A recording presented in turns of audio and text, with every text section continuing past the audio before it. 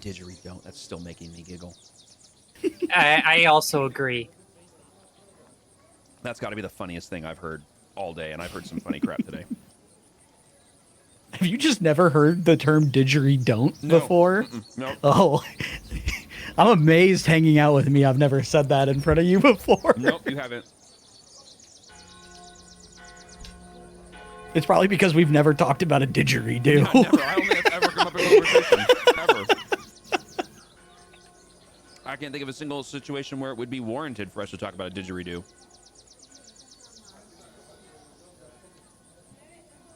We're going to spend a lot of time talking about it soon.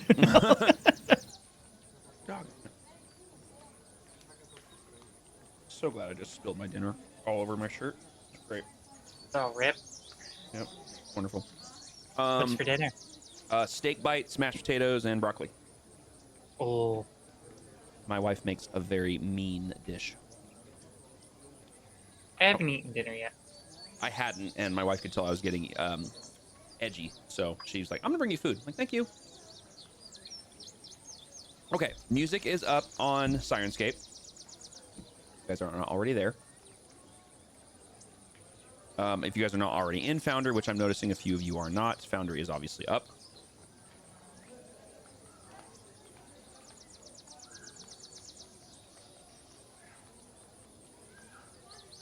Up but paused. Correct. Okay. I just wanted to make sure that that wasn't just me. No, you can still do everything. You just can't move your token or like initiate combat or anything like that. Okay, that's cool. I just wanted to make sure that it wasn't only my screen that I was you're seeing that. Cool. Yeah, I was just individually screwing with you. Am I supposed to be shocked? No, not really. That'd be on brand. Yeah.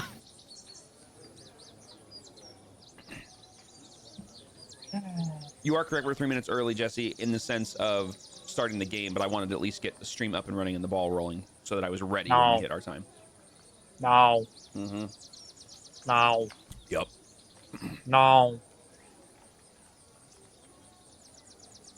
I'm just making sure of last minute things for my level up. I think we got the hard part stuff done. I think so.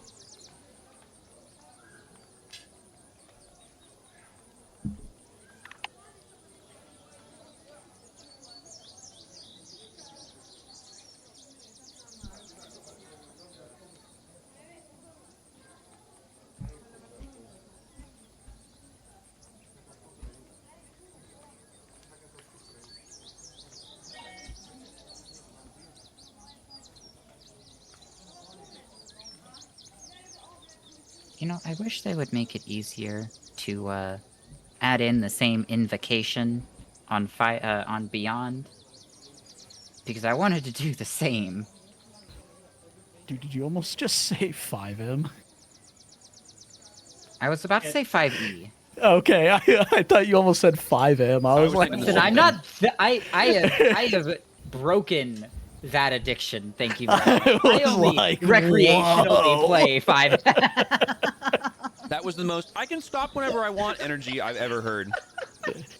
Actually, I can't. I haven't really touched that in almost a week. scratch his face. I I can quit whenever I want. I haven't touched 5M in over a year and over half a year. Actually, I think almost a year now. This sounds But like you've uninstalled it completely. This sounds Yeah, like that's also true. Like the equivalency of like an AA meeting of like, hi, I'm Shadow. We're in a support group. I've been clean of 5M for 12 months. I just got my 12-month Well, chip. to be fair, after frickin' New Day Leo treated me so poorly, it kind of ruined my want to do 5M at all. So I kind of just, like Melon did, is uninstalled GTA, uninstalled 5M, and haven't looked back. Honestly, I understand that. I just stopped getting paid. And then I was like, this is dumb. You're like, yep, I have better things to do. I was like, yeah, I'll just go get a real job as a software engineer, I There you go. guess. Yeah, there you go. I recently came across a video that was labeled "The Downfall of 5M," and it was actually pretty interesting. Oh, I haven't seen that I'm one. in those, yeah. I'll need to watch that. Oh yeah, I think I've sent it to you. There Have was you? like a whole investigation done like 2 years ago. Oh, What? it's wild, I don't dude. think, I don't Yeah, think you sent that to me it's then, because I would have watched no, that. it's wild. It talks about how the original creator of 5M was pushed out and things like that. Well, he was. Yeah, if it's the and- guy I'm thinking of, he was insane. Rockstar's alleged meddling. With No, I don't the think it's the guy you're thinking of. Okay. Who's the guy that Yeah. Riggsy we always used to joke about? That would, like, Bubbles. yeah. He was not the OG. Okay. Okay. Yeah. That guy would lose his shit like every 3 months, and we would hey, we're nearing his cycle. We ready? And then he would just lose his mind. Like, yep, here it is. Yeah, here it comes again. Mm-hmm. Oh no, 5M's No. broken, and you would go, is 5M broken or is he on one? No, he's on one. No. This talks about how the like original OG creator of 5M was like pushed out by both Rockstar and the group that eventually took over 5M. Interesting. Yeah, it's nuts.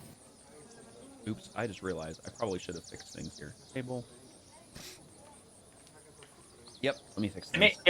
mean, that was another reason why I didn't go back to 5M, because that YouTube video made me really not want to go back to 5M.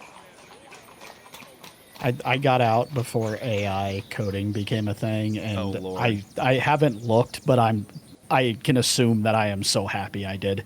AI coding is going to be a thing anywhere and everywhere. Oh yeah, I mean it's prevalent in my job, but I can't imagine the hey, I vibe coded a script for this in GTA. I can't imagine how many of those resources exist right now. The amount true. of times that I've had someone come to me, a software engineer, and is like, "Hey, I coded this. I want to bring it. Yeah, I want to bring it onto this project," and I review it because I review everything that goes onto a certain project as part of my cybersecurity role, and I review it. I'm like, "Yeah, this was definitely AI written. This was definitely AI written. Yep, this was also definitely AI written." The frickin' comment of pulled this from such and such website is still frickin' there. That's always fun. All right. Is everyone at a starting point? Do we need to do anything before we get rolling? No, I'm good. Let's go, baby. We good to go, I think.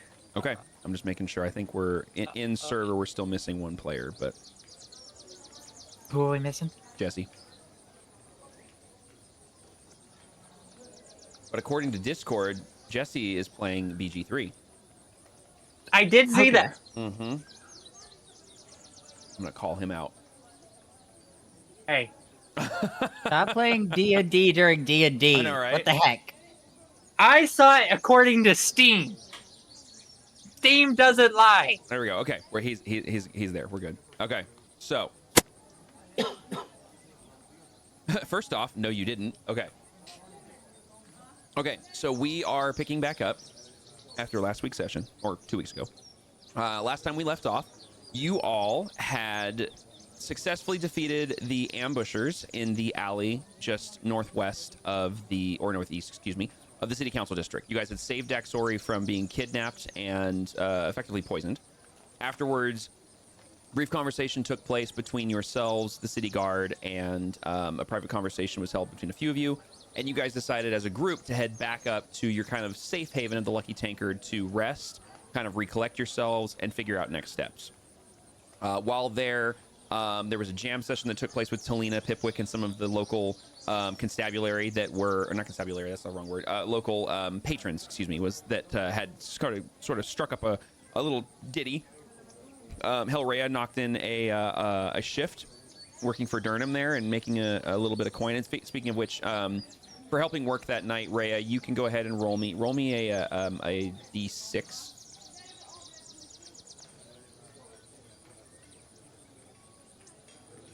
Oh.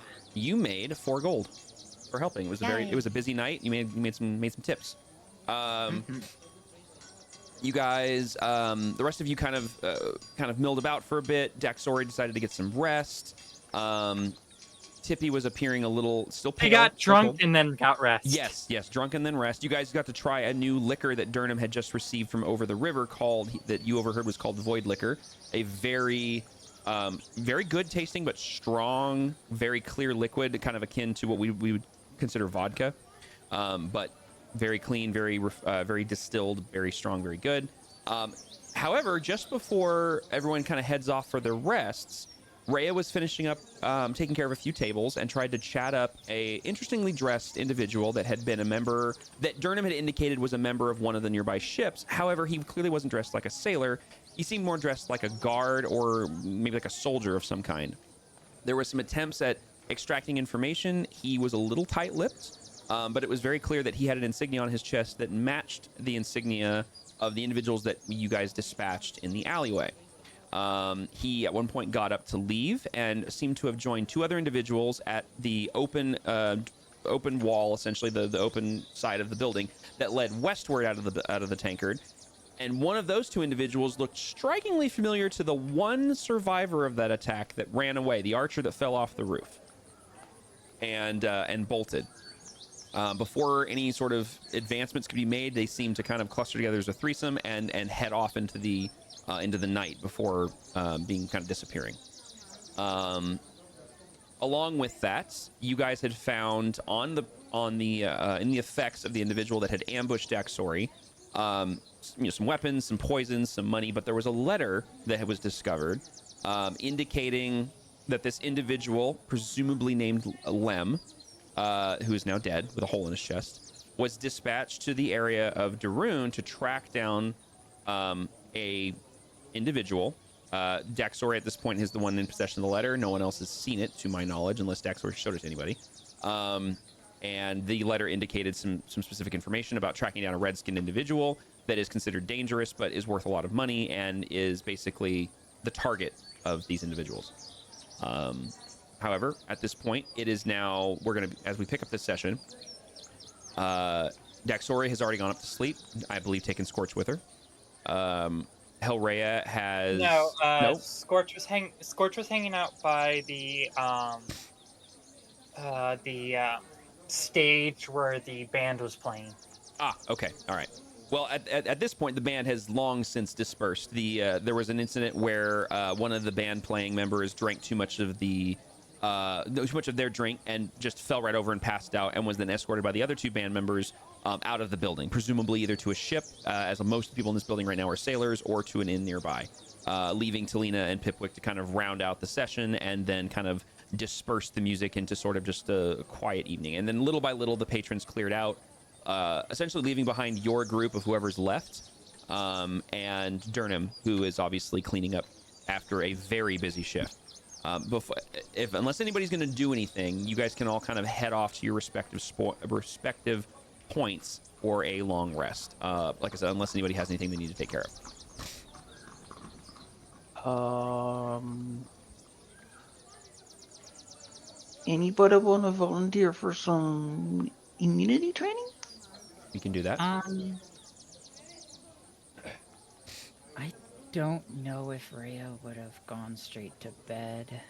I feel like she would have gone straight to bed. I believe we actually discussed this in the last session. I believe that, yes, Rhea would have gone straight to bed and not taken part in the immunity training, if I recall correctly. Yeah, because she was also just, she did tell Durham to keep an eye out for those individuals. Mm-hmm. And he said that he would. Mm-hmm. And she would have just gone right to bed. And at that point, as some people have noticed, the photos changed. Yeah, she would have chopped her hair just a bit. Yep. Another thing, Tippy obviously does not need rest. However, you took a beating during that combat, and you recognize that while you don't need to sleep, you do need to kind of decompress for a bit. Would Tippy head off to the tree again? Would she find somewhere else to hang out? What would Tippy do in lieu of a long rest? Well, climb on the rafters and sleep on a rafter okay. thingy. Yeah, for sure. That's you know what? Just for kicks and giggles, roll me either athletics or acrobatics on getting from the ground up into what is essentially a second-story roof. So what? An athletics or an acrobatics check. Dang, why couldn't it be Arcana? Because you're climbing. Listen, everything's gonna be Arcana. Just everything's Arcana. It's fine. Understanding of magic. Allow me to perform this acrobatic feat. That's called teleportation. Okay.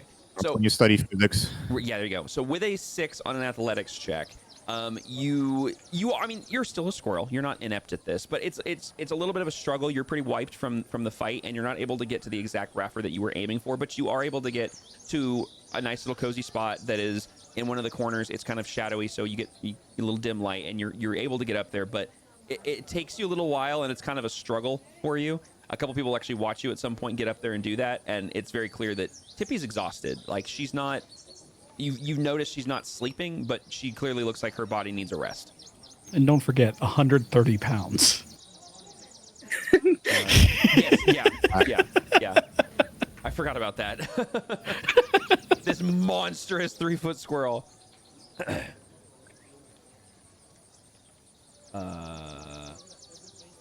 Sorry, let me do this real quick while I'm looking at this. Is there anything else that anybody is wanting to do either before a long rest or right? Basically, is there anything that you would want to do before the end of the day? That's basically what I want to ask you a question. So what's up?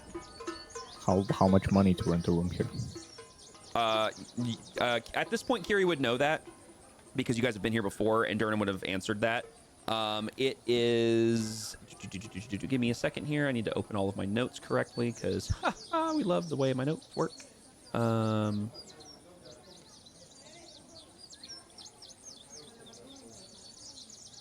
Maybe.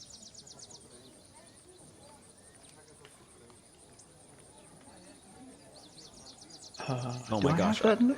No, I don't have that. No, I number. have it. I have how much just- I get paid, but not how much it costs. Yeah, I have it. It's just I forgot how much of a daisy chain I've got to go down to get to my notes correctly now that I've reorganized things. You would know that to rent a simple room here is going to run you, there it is, 4 silver a night. Okay, I pay that. Okay. Durham happily takes your money, nods, and passes over a key and points upstairs, and it's going to be the last door on the right there. I know an appreciation. He nods back and turns around and continues to gather up empty and half-filled tankards and plates and silverware, and basically he's just cleaning up the bar. It's at this point everyone's gone to bed. I'll do the training thing. Okay, so we'll do that here in a second. That'll involve I was right next to Talina, so why not? Perfect. One quick question: did Durham give Rhea a specific room key? I thought the number 3 comes to mind.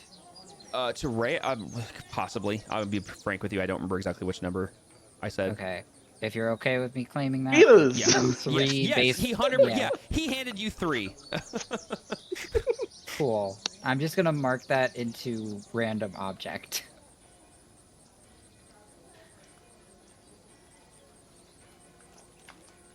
Okay. Tyra, the thing you asked me to do is done.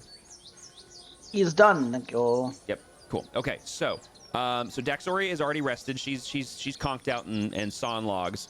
Tippy, you can go ahead and take your long rest. You're up in the rafters. You're sleeping. Rhea,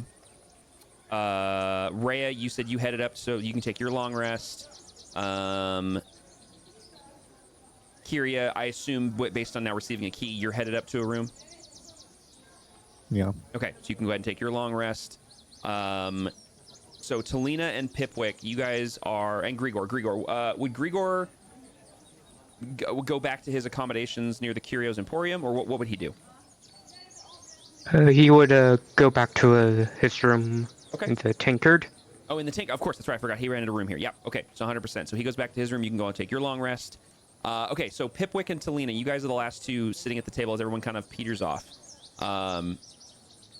It's at this point, Durham, you can hear him in the kitchen area behind the bar as he's cleaning up and putting things away. But aside from that noise, it's very quiet except for the distant sound of the river lapping against the waterfront and the breeze blowing against the rooftops and trees outside behind the building.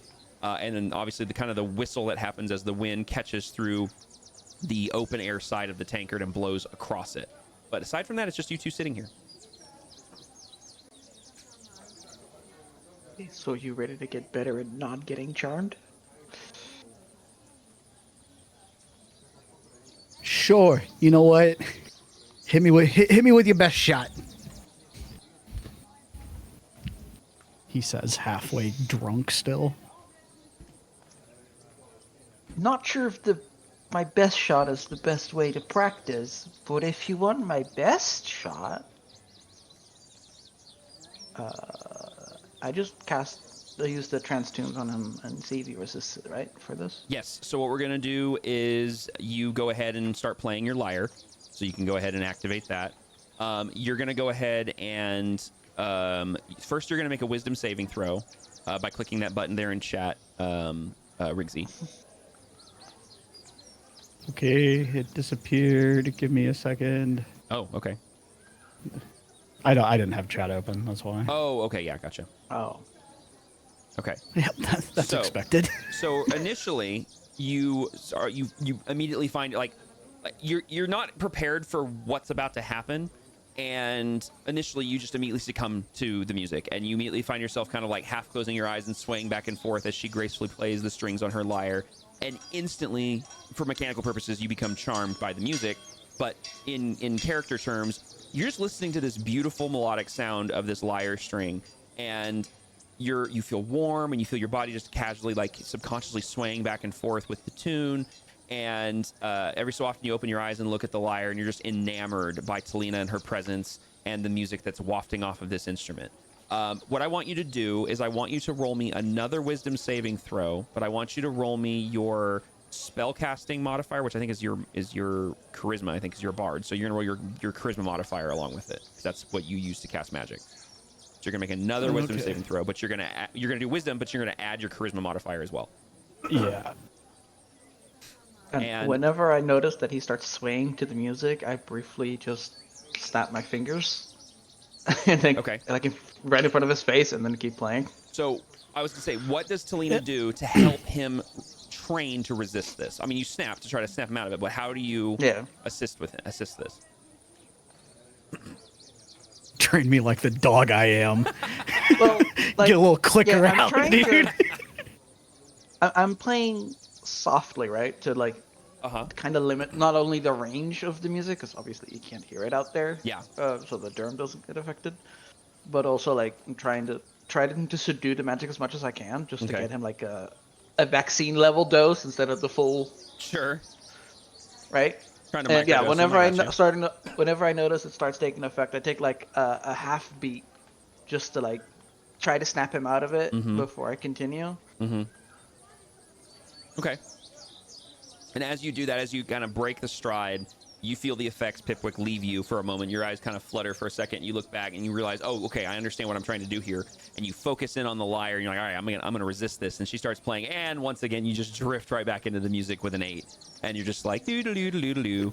And this tracks so well for this character. Yeah, and Talina, you realize this is not working. He just keeps falling right into it. Even when he had a very determined look on his face there for a moment, the second you start playing, he just is lost, and you can feel the spell from the lyre affect and take hold of him, and he's just like, oh my gosh.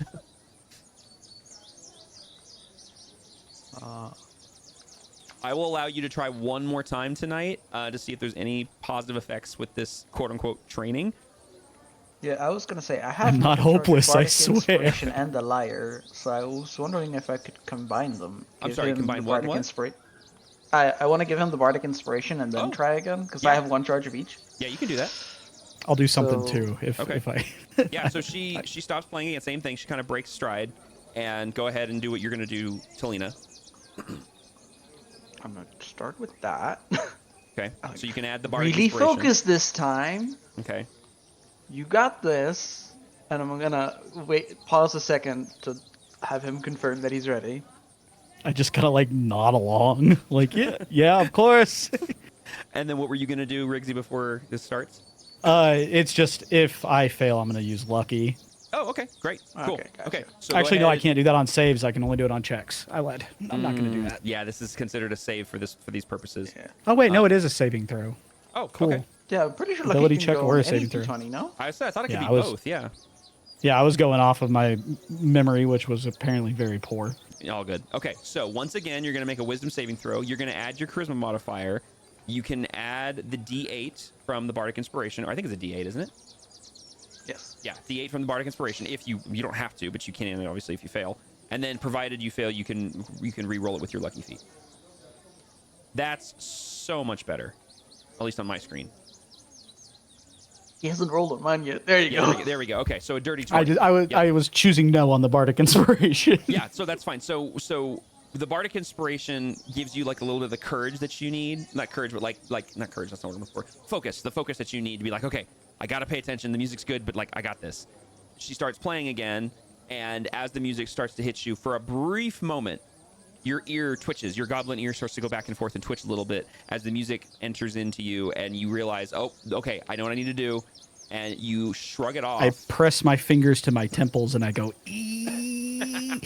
Beautiful. And it works. And you are able to, by sheer will alone, force yourself through and around the effects of this music to the point where you're listening to it, and it is very good, but you do not feel, you don't succumb to the effects of it the way that you did previously and the way you've seen others succumb to it. So, this is the final chance, and with a little bit of extra training from Talina, you are able to do this. So what this means is, in the same way that Hellrhea had this success months ago, almost a year ago now, you are resistant basically to this effect, which means if you are in the radius of her playing this in the future, you get to roll with advantage on the wisdom saving throw. You're not immune to it, you just get to roll with advantage on the effects. I'm gonna need it, clearly. Your DM would hit the apply active effects on that. It'll be in your passives to remember that, hey, you're there you go. resistant to it. Yeah. So yeah, trance tunes. That's right. I forgot you did that. Thank you, Tyro. So yeah. So now in your effects, you actually have the resistance there, so you can remember it, but you just get to roll with advantage on these saving throws. That. Yep. Okay. Cool. It doesn't work automatically. No, it does not. I've just favorited it, so I remember it. Yep. Yeah.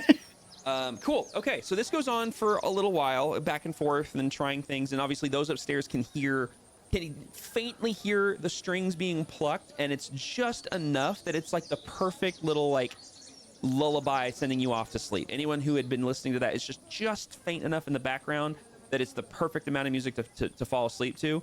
The only exception to that is Tippy. You are literally up above them in the rafters, and you can hear it pretty audibly, but you are just outside the radius to be affected by it. And it is like this perfect little like back and forth swaying music when she's playing it, and it's very relaxing, but obviously you don't sleep, so it doesn't put you to sleep. It just kind of like puts you into that like half asleep phase where you're just like, you want to sleep but you don't feel like you can. All right, so everybody, if they have not already, can take their long rest as everybody adjourns for the evening. The only question I would have is for Pipwick. Where would you sleep? Do you? I mean, I can't remember. Barrel. I love it. A barrel. Okay. You find a barrel. It's not hard. You're in a bar. You find several barrels outside the back side of the building, and it's very easy to find rest inside one of these wooden caskets. Casks, not caskets. That'd be weird. Barrel. Yeah. Just in a barrel. Yep. Cool. Okay, so everybody gets their long rest. The following morning. Actually, before we get to the following morning, 1 second. I want to check something here. Huh. Don't see that very often. Tippy, as you are, for lack of a better term, resting. Obviously not sleeping, but resting. You feel this. It's almost dead quiet in here. After Durham, you hear Durham lock up the back door as he leaves. You don't see him come through the main area. You hear some sort of lock happen, like a latch happening in the back side of the building somewhere as he disappears and adjourns for the evening. And you are basically left in this open air establishment where everything's put away. There's nothing for it to be stolen except some chairs. You can hear the sound of the water outside. Everybody hears the same thing as they fall asleep. The wind, like I said, kind of whistling through this open air space, and just the occasional ambient noise of a town asleep. I don't have a good sound effect for the town being asleep. Let me see if I've...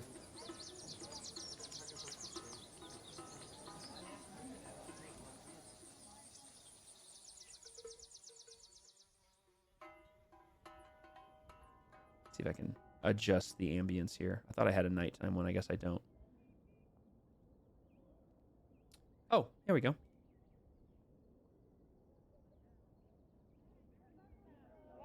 Nope, that's not it. It's fine. Whatever.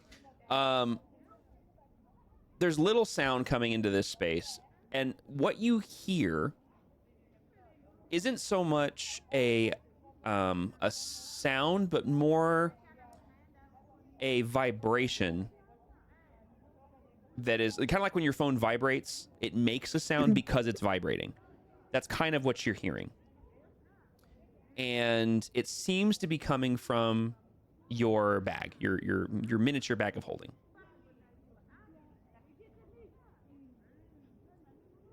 Like in the bag? Yes, from within the bag. Who's freaking calling me? No, it's not like that. It's not like your cell phone going off. It's more of just like this mild, constant thrumming, vibrating sound. Very, very it's very subtle. The only reason you're hearing it is because it's so quiet. You realize you hadn't been hearing it before because there was noise. And as soon as the noise starts to fade and it starts to become very eerily quiet in this empty tavern space, that's when you start to hear it. And it's very subtle. But with no noise, it becomes almost unbearably loud due to nothing drowning it out. Well, I'm gonna obviously look in the bag. Okay. And I'm gonna figure out what this weird buzzing is. Okay. So, as you turn and move to your bag and open it, obviously being a bag of holding, you have to know what it is you're grabbing out of there. You focus in your mind mentally on the source of whatever this sound is. You reach in, close your hand, pull out, and out comes your. You realize actually that there's it's a two-part thing. As you pull it out, you realize the sound is still coming from in there. So as the first item comes out of the bag, you realize that you can still hear that mild vibrating sound from inside the bag, but it gets a little bit weaker as you remove the first item. And as you look in your hand to see what the first source of the sound is, you realize this this lightly pale pink and white shard that you know very familiarly at this point is sitting in your hand. And this is probably one of the first times you've removed this item from like your storage since you used it to wind up here. And it's just kind of like just ever so slightly vibrating in your hand. Like it's not like a very violent vibration like a neck massager. It's more like a very just kind of like almost like it has an energy to it. Kind of buzzing. But you also recognize, as I said before, that there's still a similar sensation coming from inside the bag. So there's still a sensation in the bag? Uh-huh. Well, I'm gonna put my little gem off to the side and then try to figure out what's that sensation inside the bag. Okay. You reach your hand in again, clutch around something, pull it out, and this time a different object is in your hand. Another one that's becoming more familiar to you, but is relatively new to your possession. And the opaque,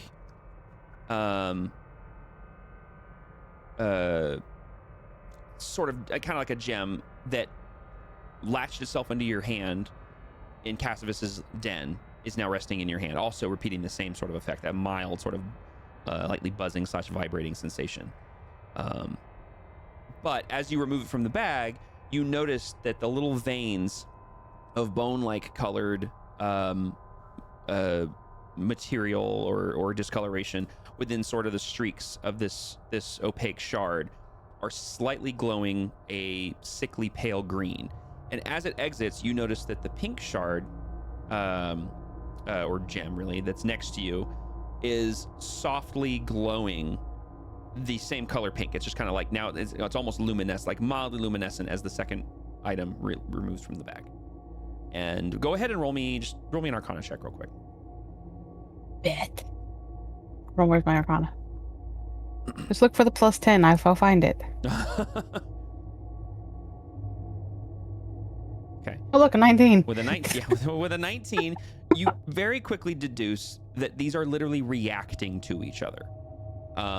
It's very, very clear to you that for whatever reason, these two objects that came to you at two different times for two very different reasons, seem to be interacting or reacting to each other in some shape or fashion for whatever reason.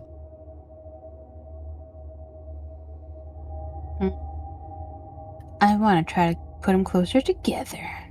So as you move the one in your hand, the one that appears kind of like that has the sort of bone and greenish tint to it, as you just kind of you start moving it towards the pink one, the gift that you were given before coming here, both of them start to visibly glow, their respective effects and colors a little bit brighter. And as they get within a certain radius of each other, they both start to kind of like float on their own. The pink one starts to rise up off of the rafter just a little bit, just about an inch or two, and it just sits upright. It just kind of floats there. And the one in your hand, you realize is kind of being pulled out of your hand, not towards it, but just up. And as it moves a little bit closer, you feel it wanting to kind of leave your grasp a little bit. Huh. There's no I'm sort gonna of... keep playing with that. Okay. I mean, as you do that, do you let go or do you hang on to the one in your hand?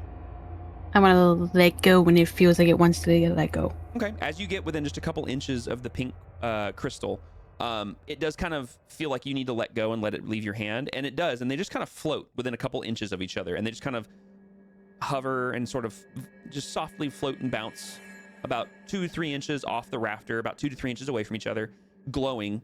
One kind of a sickly green color coming off of it, the other this soft pink color kind of swirling around it. And you notice that your squirrel hair on your arms and everything is standing up on its end. You can tell there's almost this electric energy of sorts that's kind of spiraling around the area around you. It doesn't feel like you're in danger. It doesn't feel like that it's not hot. It's not like you feel like there's not sparks flying off these things. It just feels like the literal space around these gems is changing as they are in proximity to each other, very, very mildly. Like it's the equivalent of like being in a thunderstorm where like you can tell that there's static electricity out there, but it's not crazy. It's not like you're afraid for your life. You're not afraid of something happening. It's very clear these two objects appear to be reacting to each other. What would happen if I touch them together? So as you, how do you To like try blow to the move? whole building up. Do you try to like forcibly push them together? Yes. Okay. As you go to forcibly push them together, it's the equivalent of trying to push two magnets together of different polarizations. It will, for a couple seconds, like a couple centimeters worth, as you like slowly push, it seems to be going, but the closer they get, the harder and harder and harder it is to push them, to the point where they're about 2 inches apart at this point, and they will not move closer to each other. Mm.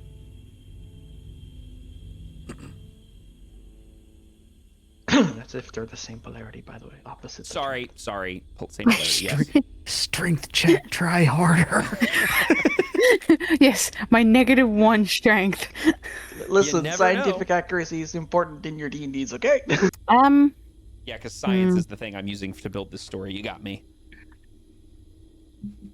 To do with this, like for now, I'm just gonna put them back in, and when somebody smarter than a squirrel wakes up, then we'll go with that. That seems like a pretty low bar, but all right. I got you, big dog. I'll be awake in a few hours. Yeah, the goblin. That's a great idea. Okay, yeah, you grab the two gems, and they separate pretty easily, and they don't react in any sort of negative way. They don't resist you. They become two normal objects like they have been. And as you put them in the bag, you can still very faintly hear that vibration, but the air around you, that electric kind of mild electric charge, seems to dissipate, and your hair kind of falls back down into place, and that energy seems to subside, and the room grows a little more still. Anything else that Tippy would do after this, or would she kind of curl back up? She could crawl back up. Okay. So you curl back up and finish out the rest of your long rest that you need, even though you don't actually sleep currently. Does anybody else... obviously everyone needs sleep, but would anybody else have anything that they would need to do or want to do during the course of this quote-unquote long rest? Is there anything that people would take care of or handle privately during this resting period. Given that my trance is only 4 hours and we went to bed relatively early. And it was pretty late, actually. Actually? All right. Yeah. Well, yeah, this would have been when this is like the tavern is like emptied and closed, so it's pretty late. fair. So 4 hours later would be morning, or would that still be like super early before sunset, up to sunrise? It'd be just before sunrise, basically. Neato. I'll go to like one of the docks at the end, and like imagine it being my stage and just do a little bit of practice before sunrise. Okay, yeah, that's fine. You go down to the docks, and this early is early to a lot of people, except for 2 classes of people in this part of town: sailors and fishermen. They are up there's a lot of people that are already up long before you even hit the dock. But by the time you hit the dock, even though it's still rather dim and dark outside, it's bustling out here. There's tons of men and some women out here prepping for their day on the river, moving things in and out of smaller and larger vessels. You do see a few cargo ships that seem to be preparing to disembark for the day and head off to wherever their ports of call may be. You notice tons of small fishing vessels that are gearing up to head out onto the open river for their day of catching their haul. So while you are out here and it is still rather dark, your dark vision, your drow abilities allow you to see much more than the average bear, and notice that you actually have a little bit of an audience if you decide to start practicing. And as you start plucking your strings, no one's near enough to you to be affected. You're far enough away from anybody who would be listening to you. But you notice occasionally eyes glance in your direction. You notice some ears perk up. You notice there's a sort of a silent appreciation from those around you, kind of a breaking up of their mundane routine of fishing early in the morning with this subtle music that they get to listen to. And you can notice that there's, like I said, there's an appreciation there. Yeah, and I'm trying to focus more on the dance routine and the throwing of the rapier and catching it on the beat more than the music. So I might not be actively playing the music. I have the lyre in my hand because I need to remember to not catch it my primary hand. Yep. Okay. But yeah, I'm like doing a silent version of it. Yeah. So whereas some might look at it, it's not because they hear me unless they like notice the tap dancing kind of level of movement on the docks that is not usual. Gotcha. Okay. Yeah, and it's no big deal at all. You notice that you have plenty of you have plenty of room here on the dock. The dock that you choose, you pick one that is away from any of the active ships. So you have plenty of room to do what you need to do. I'm not going to make you roll for it because you already have practiced multiple times and have rolled high enough that you know this routine well. So you don't need to mess with that. But you are able to kind of hone that a little bit more and just become more confident with this routine you have planned for the council. Okay.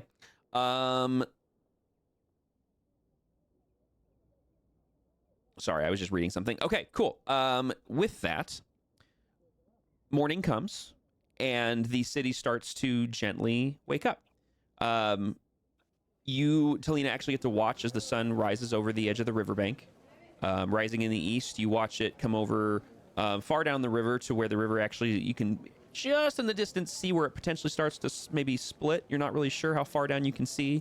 But the sun starts to rise and cast beautiful long shadows over all of the ships and their masts all along the river. You hear shopkeepers opening up their tents and raising up their canopies. You hear carts being wheeled into position. I mean, it's the beginnings of that morning bustle that starts to take place. And the rest of you, as you all start to wake up a little bit later in the morning than Talina, obviously, beautiful day. It had been raining the day prior at some points throughout the afternoon, but now beautiful, fluffy white clouds move through the sky, blue skies beyond that. It's still, the fall-like season, so it's a little more brisk, but it's a little bit warmer today than it has been up to this point.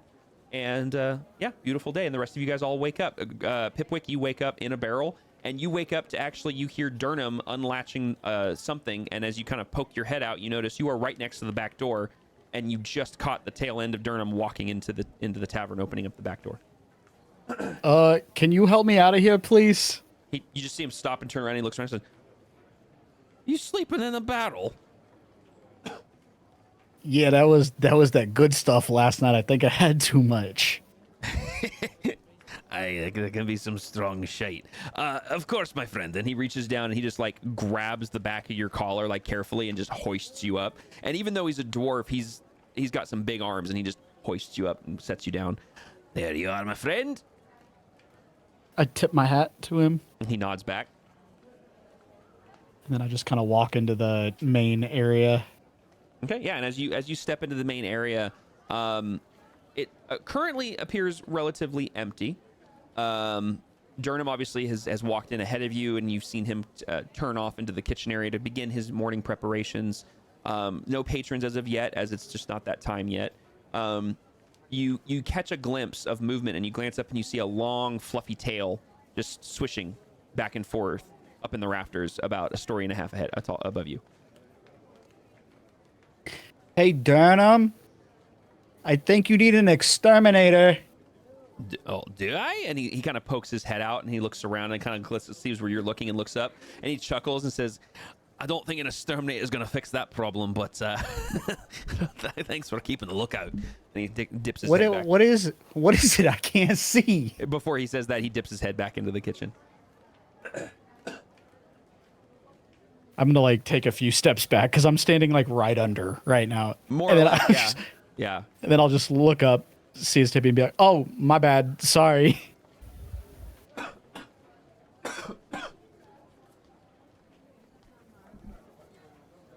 Yeah, Tippy, you heard all of this, by the way, because it was right below you. In everything. You hear that in your head, by the way. I still don't like that you do that, but I'm getting used to it.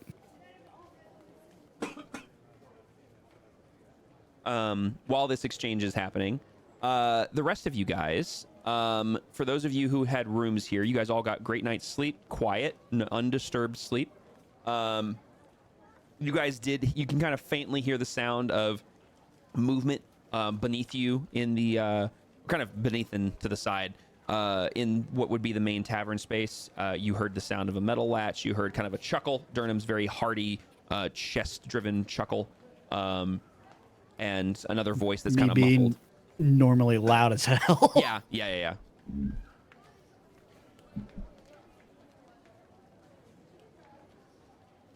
Rhea would be waking up, and the long rest, the sleep, the everything kinda got her mind better, but she's still dwelling on the fact that that group of people is here. And she doesn't want to be noticed by them. Mm-hmm. So, a lot of panic on her mind, but she's trying to hide it. Okay.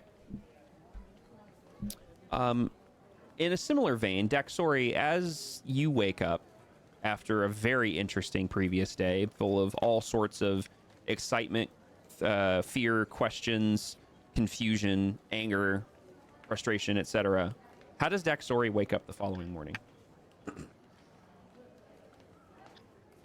Daxori was BRB. Oh, really? I didn't see that. Oh, I'm in the wrong chat. Womp womp. That might do it. That would do it. I will come back to Daxori then. For Kyria then, we'll say since Kyria has a room here, how does Kyria awaken the next day with all the things that took place the previous day?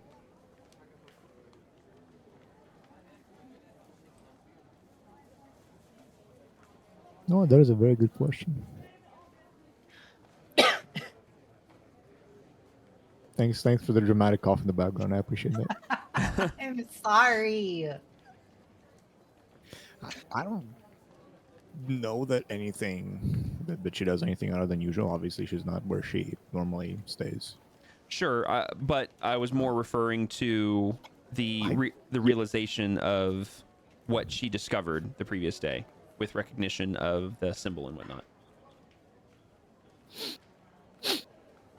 I mean, it's the only thing that she does is maybe during her morning meditation, she just dedicates a bit more time to it and tries to focus on maybe specifically how to stay calmer and keep a more positive mindset, because, and here's the thing, that like yesterday during that fight, or after it rather, it wasn't the first time she'd killed or helped kill someone due to the nature of the profession, but normally she still does like performs rites for people and whatnot. Yeah. But she didn't do that then Mm-hmm. because she realized who those people were, and she kind of let it get to her. Ah, I see what you mean. Okay. So, Shit. and kind of in the moment when I think Dax said or shouted out something like these people don't deserve that kind of treatment. It's like in the moment Kyria agreed with it, whereas normally she wouldn't. So now she's just trying to kind of, in a way, come to her senses and maybe let that kind of hatred of slavers and whatnot down, so that she is able to perform her duties properly. So sort of recentering, kind of like a mental reset. Okay. Gotcha. Go ahead and roll me a religion check, please.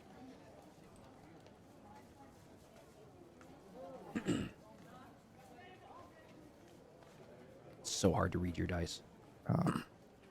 Okay, 16. With a 16 on that religion check. Sorry, I keep belching. You have your morning meditations. You focus in on what Kyria would kind of perceive as her slip-ups from the day before, and the slight change in her maybe personality or her routine or how she handles these things. And as you mentioned, kind of recognizing the faults that she may see in herself, and tries to reconnect in the morning meditation with your deity, with the Everlight. And is the attitude almost apologetic, like, I'm sorry I didn't do what I needed to do, or is it like, hey, like, moving forward, I want to be like, is it apologetic? Is it repentant? Is it I want to just forget it and move forward? I think the last one. I think it's more of more ambivalent and just trying to move forward about it. I should be better than this, than Okay. letting this kind of thing get to me. Gotcha. Okay. And with that attitude, you feel this sense of connection between your deity and yourself. You feel like there's an understanding that kind of comes over you, and you feel like, while you may perceive this as a mistake, a shortcoming, a fault, or an oversight, or something therein, you recognize that you have this sense within you that your recognition of these feelings is more what the Everlight seems to be concerned with, is that you're not losing yourself. And you, with that sensation and that feeling and that thought that kind of comes over you, a sense of peace follows immediately after that. And you realize that as long as you can maintain your humanity, even in the moments where you don't maybe do what you think you need to be doing, the fact that you remember that and you return to that and go, I need to make sure that I don't become complacent, or because I don't become numb to these things, is really the step in the right direction that you feel you need to be making.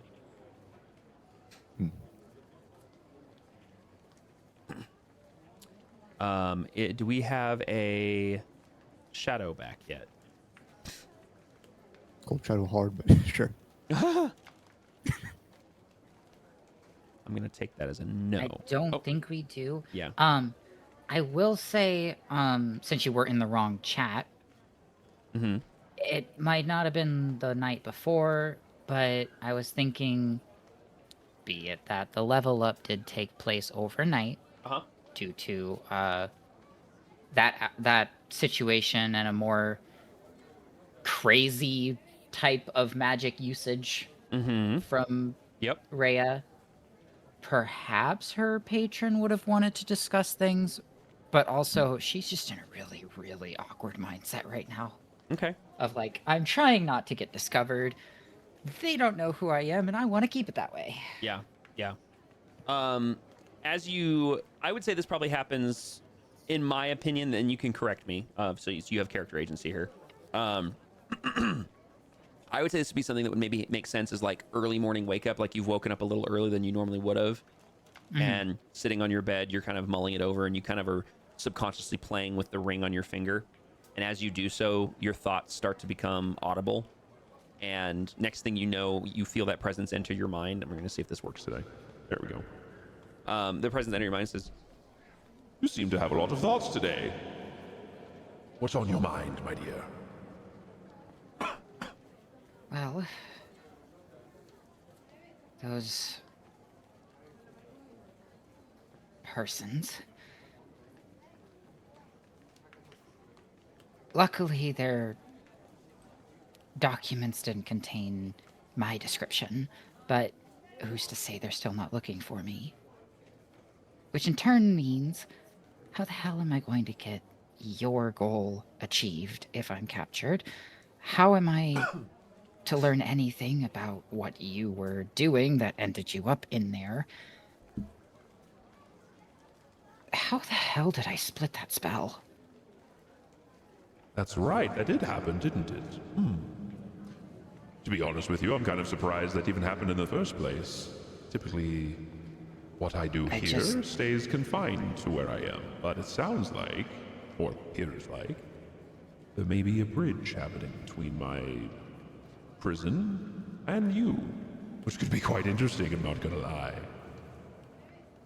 Interesting is always something. But I didn't even really think when trying to expand that spell. I just threw the other half of it. That's the thing about this sort of magic, my dear, is it's not so much a thinking thing. At least not always. Then again, I'm still very much a student rather than a teacher of this particular form of magic. It's also, by its very name, rather chaotic. Perhaps we can just be study buddies then. I like this idea, yes. But, I mean, obviously anything to get me out of this hell's hole would be ideal. Exactly.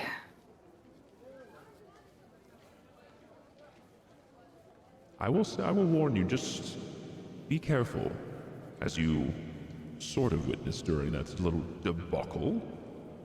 This particular magic doesn't play nice with others, not to mention can sometimes have some rather unintended side effects. Please see Exhibit A, wherein I am locked in this hell's hole!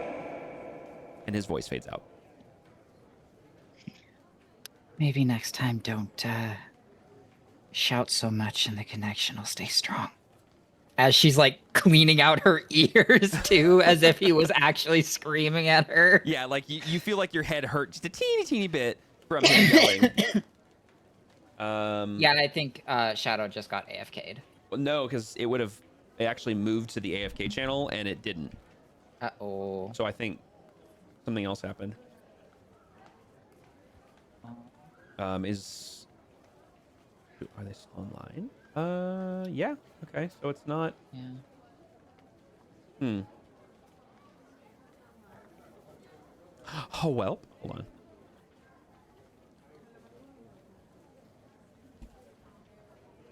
We love this. Okay, so we'll go ahead and we're gonna skip Dax just for a moment. Selena, you are able to have quite a lovely time with your routine, but as you pointed out in chat there, once the sun comes up, you notice you're struggling a little bit more to actually catch the sword and to multitask, and it becomes distracting, not only just because it's making it harder to see, but also because you're having to hyper fixate and focus on seeing and focusing. And as you wrap that up, Grigor, you said that you were basically spending a little bit of time this morning tending to your gear. I mean, obviously it's going to have some minor wear and tear, but, nothing that you can't kind of buff out, patch up, resew, things like that. Aside from that, what else does Grigor do?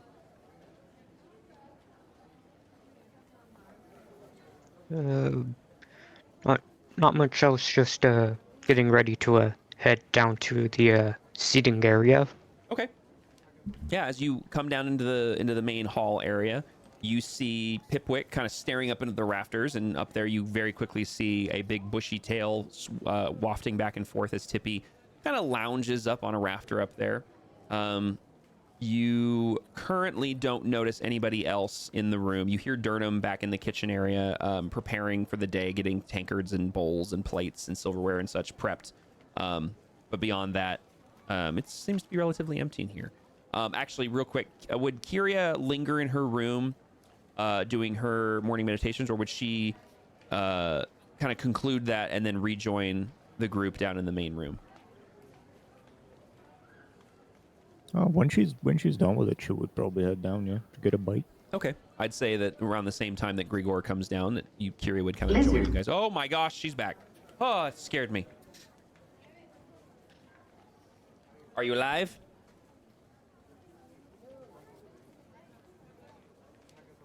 Hello? That's a solid maybe. I know, right? I saw the little green ring light up. Shout out. Uh-oh. Discord's down again. Lamau. Dude, I swear we have more company. Yeah, we have more tech issues with than anything else. Oh, no. Oh, dear. Do we want to try Xbox Live? Do they still have a chat? Do we want to move on to TeamSpeak? Lord. No, no, at that point, we just got to break out some Skype, my man. I wish it still existed. I don't. That thing's been shut down for a minute. Yeah, it went the way of the dodo. Yeah, let's do it. Let's do a Teams meeting. We'll bust a Slack chat out. Get some Zoom calls. This is effectively Slack with a different skin. Yeah. At least Teams meetings have a built-in record button. That's true. That's true. And a full transcript. It would be nice if we had an alternative that we could rely on and use, but TeamSpeak. I mean, yeah, but I don't have a TeamSpeak server. The fax machine's really muddled. Good lord. One Imagine playing D&D over fax. I just faxed you my dice roll. You'll get it in 5 minutes. One 3-hour session takes a month. Combat takes a year. One combat encounter with some goblins takes... There we go. Hello? Maybe? Uh-oh. Wait, double check mic. Like, because I saw you reset everything. Double check audio sources. Well, Control R is just a refresh. Shadow, if you're in trouble, blink twice. Well, yeah, but depending on what other issues were going on, I'm wondering if Discord did Discord things. Yeah, lizard twice if you're in distress.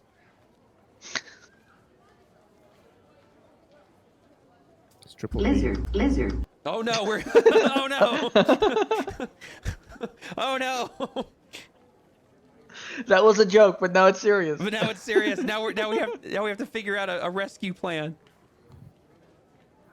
I'm trying to remember how we fixed this last time, because obviously Discord's working. It's just the mic that like we can't hear him. I'm wondering if I would say if it's a USB mic, you might be able to unplug the USB and plug it back in, so it kind of recycles the connection. But honestly, changing the auto source in Discord from... Actually, you might even be able to do it in Discord, just changing the source for your mic from one to another. What was that sound? Ain't that the question? Yeah, that was a high-pitched, interesting sound. I don't want to progress too far without addressing Dax waking up.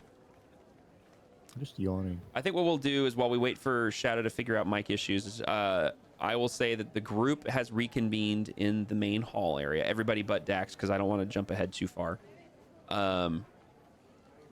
As you all do so, how do you guys commence your day as a group? Minus Dax for the time being. I eat breakfast.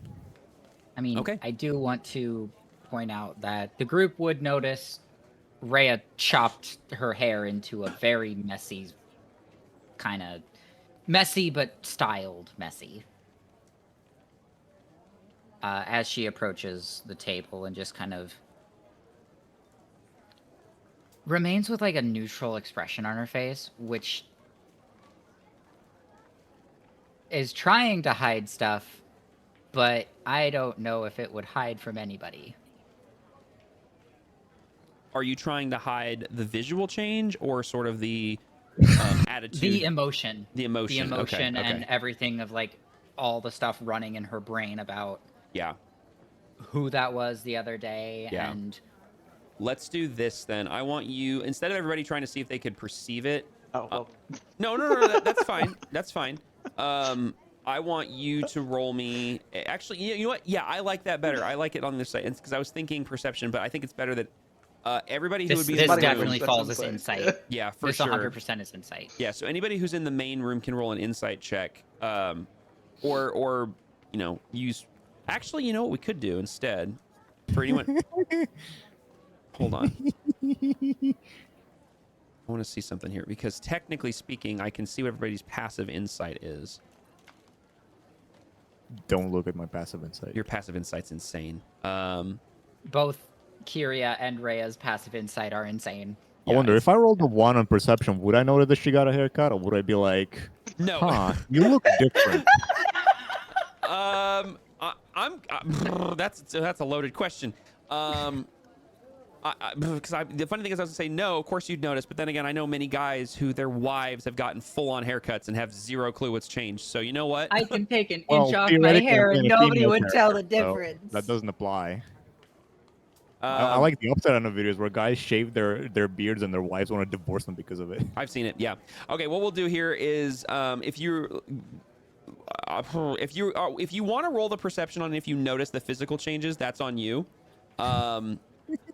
Otherwise, I will say that you can just notice there is a change. As far as noticing the emotional differences going on, I'll have everybody who's in the room roll me an insight check just to see if they can tell.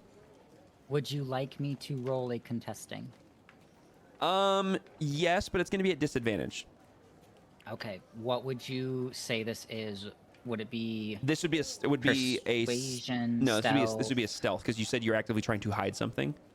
She's hiding like her expression. Yeah. Which is not going to be hard to hide.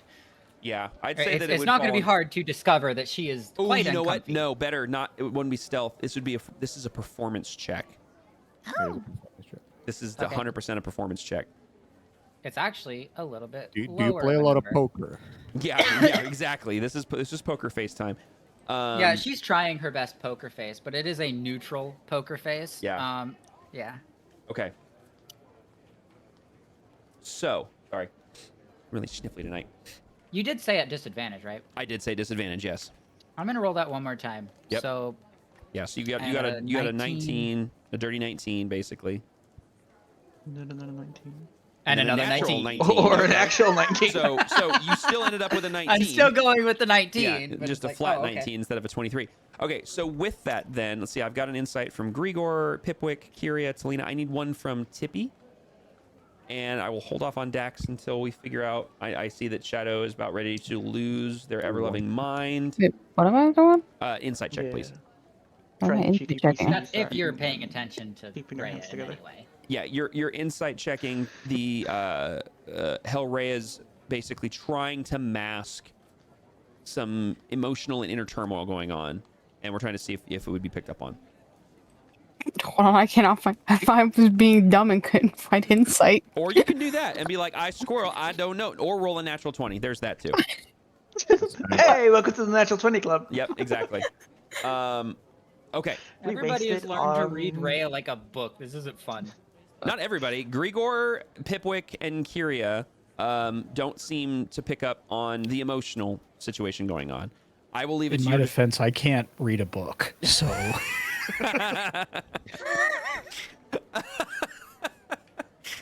Oh, that was good. You can have inspiration for that. That was hilarious. That was so funny. thanks. Okay, so Pipwick, I'll let you decide if you can visually see the change, but as far as the emotional situation, she looks like Rhea. Kyria, she seems a little off this morning, but no more than she has in recent days. Grigor, same story. Rhea's being Rhea. Talina and Tippy, however, excuse me, you guys detect that something's off with Rhea. Especially Talina. You can basically not read her like a book, but you've become very kind of in tune with this group that you've been traveling with for a while, even the newcomers to the group. You just are very good at kind of reading people in this regard. And Rhea definitely seems like something's up. Something's bothering her. Something's going on internally. And Tippy, you kind of, being a more telepathic individual, using communication through telepathy over spoken word, you've kind of become accustomed to not reading people's minds, but sort of reading people in ways others don't typically do, just simply because they rely on vocal communication. And because of that, you kind of cock your head and realize something's a little off with Hellraiah. and something seems to be bothering her beyond what is kind of apparent. Let's see here. Can I use prestidigitation to just make a very brief, like, almost a tiny gust of wind that just ever so slightly put some hairs that weren't quite in the right place correctly, you know, to kind of boost her confidence and I'll allow it or whatever. Yeah. It's up to Rhea, obviously, as far as how effective that may not be, but because prestidigitation just happens. I mean, so she did kind of just take her dagger and like as stylishly as possible chop some of her hair off to basically change her appearance for better or worse, just so she couldn't be recognized.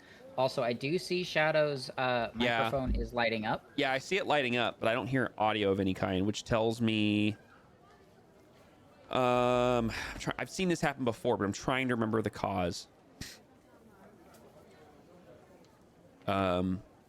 Shoot, my brain is fried. In regards to the prestidigitation thing, Rhea wouldn't stop it, but she might give a look to Lena, who definitely would have to do some sort of visual or verbal thing to fix it. It's not a look of aggression, it's just a look of, like... Her trademark innocent grin comes out.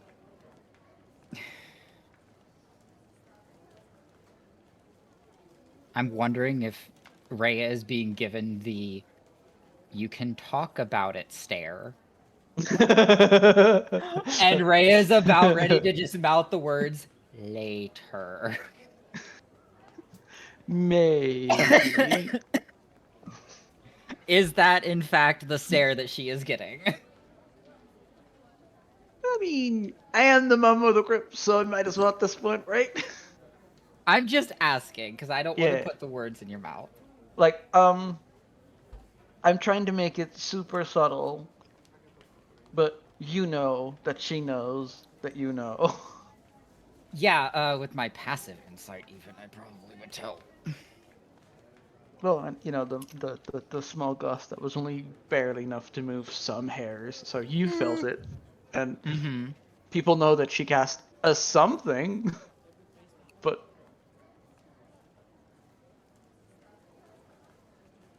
Oh my god, she just cast the brushes hair out of face over ear.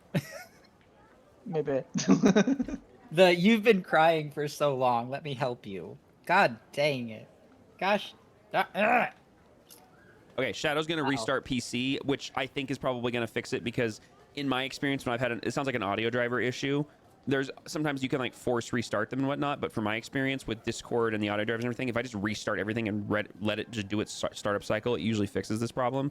So what we'll do is I really got to use the restroom because I sucked down a beer. Tactical break. Yep, I'm going to say bio break real quick, and then we will hopefully have Shadow back.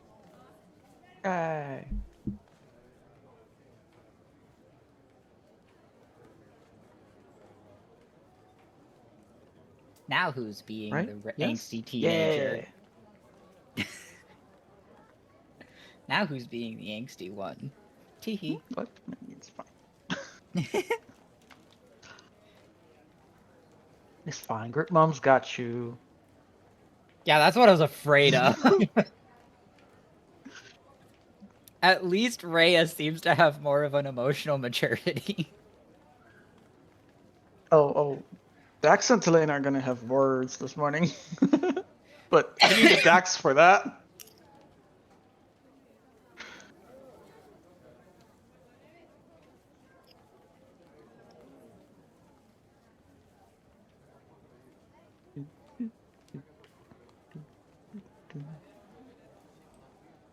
God, where's the 10-hour elevator loop? Forget That's the a elevator throwback loop. to a Just previous play- episode. If Just people play don't the know Benny it. Hill theme. Just play the Benny Hill theme. Instead. But why? If I have a perfectly fine Talena playlist right here. Yeah, fair. Ooh, that's a good point. I didn't even turn on Soundscape, but or Sirenscape. I'm gonna just turn on Hellraia's playlist. Which Did does any not of you make listen to the song I linked earlier this week, by the way? earlier this week. Was it this week? Yeah. Where was it? Oh. In party chat In or campaign table? party chat, yeah.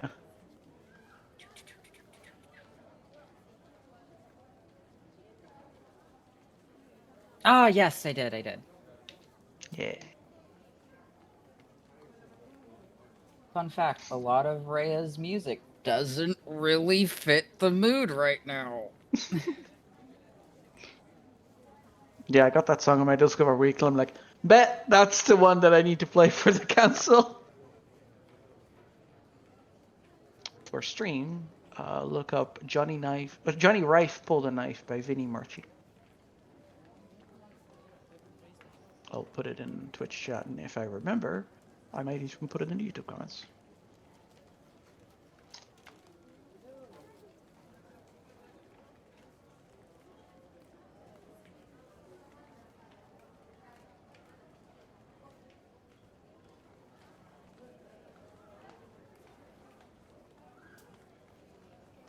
It's always nice when you find music that matches a thing that you're working on.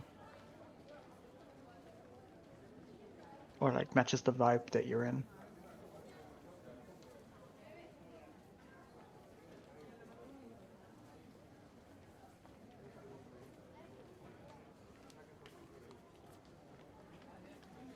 I just realized the album name in that song. That is so appropriate for this month.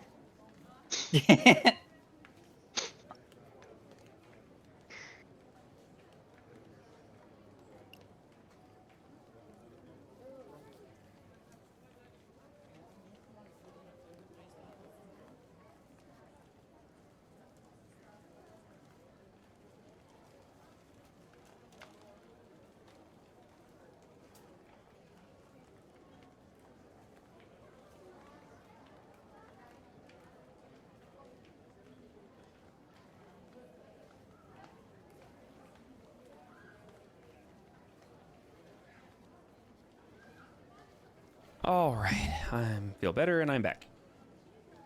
Welcome back. Lizard. Ah, perfect Lizard. timing. Uh-oh. I heard lizard. I heard lizard. Oh no.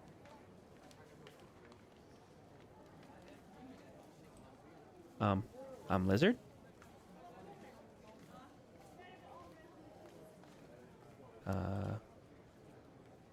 Oh my gosh, dude, why does this chat keep scrolling up on me? This is so annoying. You said you heard audio from Shadow's mic earlier? Oh, I didn't. That's weird. Earlier, there it was activating and like had some very split second audio that was going through. Good grief, your Foundry won't load either. What is going on? Although, wait a minute. Foundry will take a second because you shut your computer down, so it's rebuilding the cache. So it'll take a moment to load. Because unfortunately, I have so many things in Foundry. I was telling Tyrup I probably want to do a fresh install of Foundry sometime soon and rebuild some of the stuff. But that is a huge undertaking that I don't know if I want to do. So we'll see. Mm-hmm. I may wait to do that until after this campaign is over, and then I might do it then. So like 2040. Yeah, a black screen. It'll be black screen for a little bit. Yeah, it's loading everything in the background. The first thing that should load is the loading bar. Ironically, it isn't always. Yeah, it's actually funny. Mine doesn't load the loading bar first. It's just black screen, and then things show up, and then a loading bar shows up. Very backwards. Back-ass words, as some might say.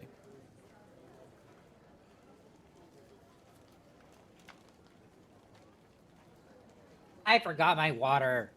Well done. Hail hydrate. Yes. I'll be right back. Wait. Again. Did you just say hail hydrate? Hail hydrate, yes. Like hail hydra? Hmm? That's But amazing. hydrate. I've never heard of that before. I want a hail hydrate emote. I know I need that. You've never heard of that before? No. And you've been on Twitch how long? Well, I'm on Twitch, but I'm not on Twitch. You know what I mean? Like I don't really watch. Like, it's actually funny. I went through my follow list. I don't even think I'm following. I need to look now because I'm not even following that many people anymore. I hardly ever watch Twitch. Yeah, I purged my I was gonna say subscribe list, but no, my I was follow gonna say subscribe list, but no, my I was follow gonna say subscribe list, but no, my Nasty. Yeah, we lost Jesse for a second there. Although he may have actually gone. Nope, he actually disconnected. He typed like a minute ago, so I think Yeah. he just mispressed. Yo. And he's still in Foundry, although it says he's snoozing, so he may be tabbed out or something. Not sure. I'm actually not sure how the snoozing thing works because it says that stream is snoozing too. No input detected, probably. True. Dude, I am so sick of this. Why does it keep doing that? You and Shadow both, I feel. Yeah, I'm curious how many people I'm actually following now because I don't even know. I'll eventually have to go through my follows list and purge what I don't watch anymore. Ah, Jesse's back. There we go. I couldn't even see who you are, who you follow. It's in your settings, I think. Is it? I think so. Oh, I guess under notifications you can see. Oh, can you? Yeah, because you can sort by who you get email notifications for. Oh, yeah. So you can, yeah, that gets you your following list. Wow, that person hasn't been live in years. That person hasn't been live in years. Oh, I'm actually following a lot more than I thought I was. I need to go through and purge this list. That's what I was saying. Yeah. Wow, this is a... 14, 16. Holy crap. 18. Yeah, there's people... Oh my gosh, I need to clean this list. I like how I counted how many, and then at the top it just says 18 followed channels. I'm like, oh, bet. Oh, wait. Thanks, I guess. But Right. Oh, yes, 452 followed channels. I need to clear some channels. Jeez. Shadow's mic is activating Oh. and deactivating. There we go. I heard audio. Like, click the audios. Yeah, I saw it light up and I heard something. And now it stopped. I swear, if that's like grabbing... Is The it most detecting your awkward- mic in Windows? Yeah, I wonder if what's your No, communication? stick to yes/no questions, because then we can get 1 lizard for yes, 2 lizards for Okay, no. yeah, okay, yes, exactly. Hold on. Sound settings. No, not sound. What is it? Is it I'm gonna throw the suggestion out there that it might be a controller that has a built-in microphone that might be picking things up. maybe? Lizard. Yes? Built-in microphone Wait, okay, should so be wait, illegal. Lizard. But it doesn't. 1 lizard for yes, 2 lizard for no. Lizard. Okay, so not that. Hang on, I'm trying to find my thing here. Can I just point out that communicating through lizards is amazing? Yes, and you know what? We're making do. Okay, Also- so Yes, chat. Sorry, you have arrived for our technical difficulties portion. this is Lizard We IT. We are figuring things out, so please hold. Okay, so in your more sound settings window is your hold on. Is the correct microphone set as your communication device? Lizard. Crap. Yes. Um, On that note, are you feeding your microphone through a software for any sort of alteration or something like voice mod? Lizard. No, got it. It's up here from the driver application. yeah. Well, it also doesn't make sense why it would be working and then it would stop working. Like, Sensitivity toggle physically on the mic. I'm curious what kind of mic. it is. Lizard. Wait, what is Nope. four Wait, lizards we never mean? established 3. That was 2. That was more than 2.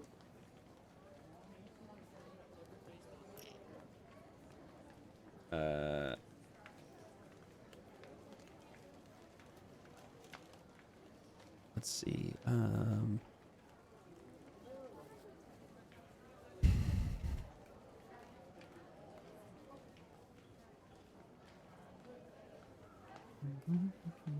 I am like so confused of how to even fix this. I'm surprised the PC restart didn't fix it, to be honest. That actually is surprising to me.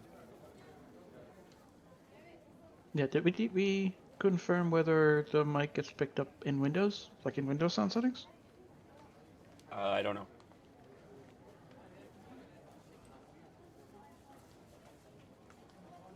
I assume Lizard. it is. Okay, so Windows is picking it up. So it's a Discord problem. That limits things. Yeah. I wish there was another program we could just test. Lizard. Lizard. Oh my gosh. Checking input volume or the sensitivity slider, not doing a auto detect. That might work. 2,000 years later. Exactly.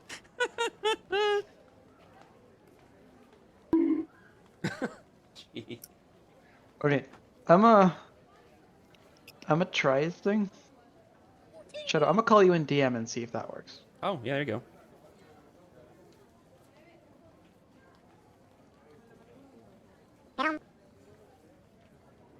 That was perfectly timed. That was perfectly timed, yeah. Ladies and gentlemen, we apologize for these technical difficulties we are currently dealing with. We will return to our regularly scheduled program with post-haste. I'm assuming that didn't work. That didn't work. Yeah, I'm not really surprised. Oh, you know what? I could try. Hold on, just to see what we're dealing with here. Let me see. Wait. Oh, actually, I don't know. Hold on. I don't actually know that I'm saying this. Discord is now very broken because it's displaying the mute thing. So what? Never mind. It's just Jesse spamming the mute thing. Jesse. What is he doing? He's spamming the AFK fix. The AFK fix. Oh. The silence soundboard that just makes the muted icon pop up in the voice chat. You did not just put an auto. I don't know what that was. It's a very common sound effect. I think that was Shadow's brain going boom. I clicked that thing so many times it kept going for like 10 more seconds after I stopped. Okay, never mind. My idea isn't going to work because it's not a thing. I honestly, I don't know what else to do. I'm out of ideas. You can eat those Twinks. Earlier. I just don't understand What? how... That was weird. I just don't understand how something was working perfectly and then suddenly it just stops. That's it. I guess Shadow's the- officially lost it. The sound of mental breakdown. Yep. Did he just go crazy and fall asleep? Yes. No, but yes. Or Stop yes, it. but no. All right. Well... I stole an F-16. That one's loud. Yes, it is loud. Okay. Well... I fixed it. Hey, Whoa, what did you do? So for whatever reason, my Windows was picking up the correct mic. Mm-hmm. The app that runs my mic was picking up the AI voice mod version of the mic. Oh, Lord. Discord was then picking up both versions of the mic. So it kept swapping between the two. And then within my Windows settings, it, for whatever reason, had like under the settings for the device, it had it as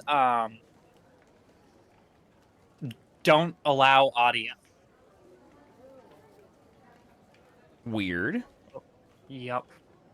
I just realized... the $40 on the one-time voice mod purchase, and then I have not used the software since precisely because it breaks all of my audio. There we go. Okay. All right. So we're back up and running. Everybody's here. Golden. Daxori, before we lose your mic again, how does Daxori wake up this morning? Before we have her come downstairs, you finished your long rest. You had a pretty restful night's sleep after a really rough day. How does she handle it the next morning? That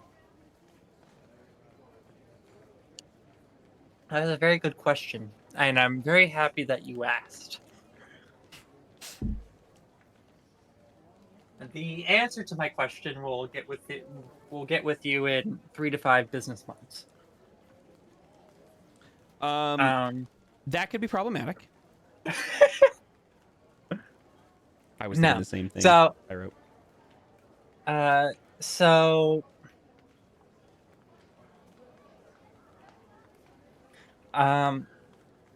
When Dax wakes up, the first thing she's going to do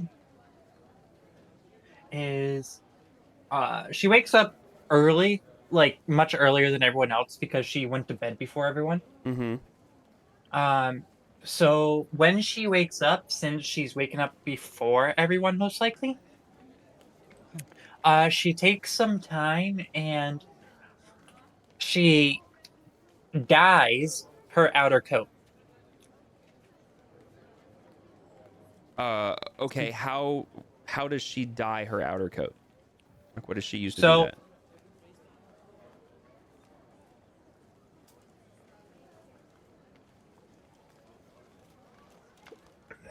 Fox, damn you. I mean, yeah, she's not entirely wrong. See, now there's an answer, Jess. Well, no, her jacket's brown, so I don't think dyeing it with her own blood would work. I don't know if you mixed brown and dark red. It does make a pretty gross blackish looking color. Well, that's fair. No, but she dyes it straight black with some dye that she had stolen when she first entered the city. Because when she first entered the city, she had initially planned to change her clothes and her appearance. Okay. Didn't end up doing that, so she still has the dye left over. So she takes the little amount of dye that she stole and decides that she is going to dye the piece of piece of gear that she wears the most, which is her jacket. Okay. Sounds good. So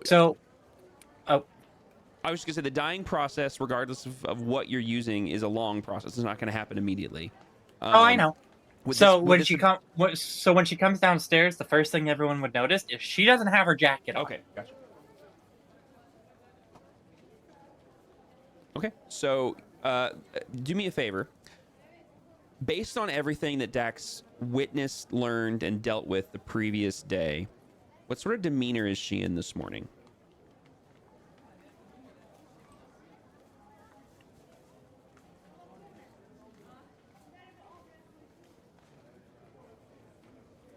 She is very much in... To those that wouldn't know her super well, she looks like her usual self. She has that cold expression. She's quiet.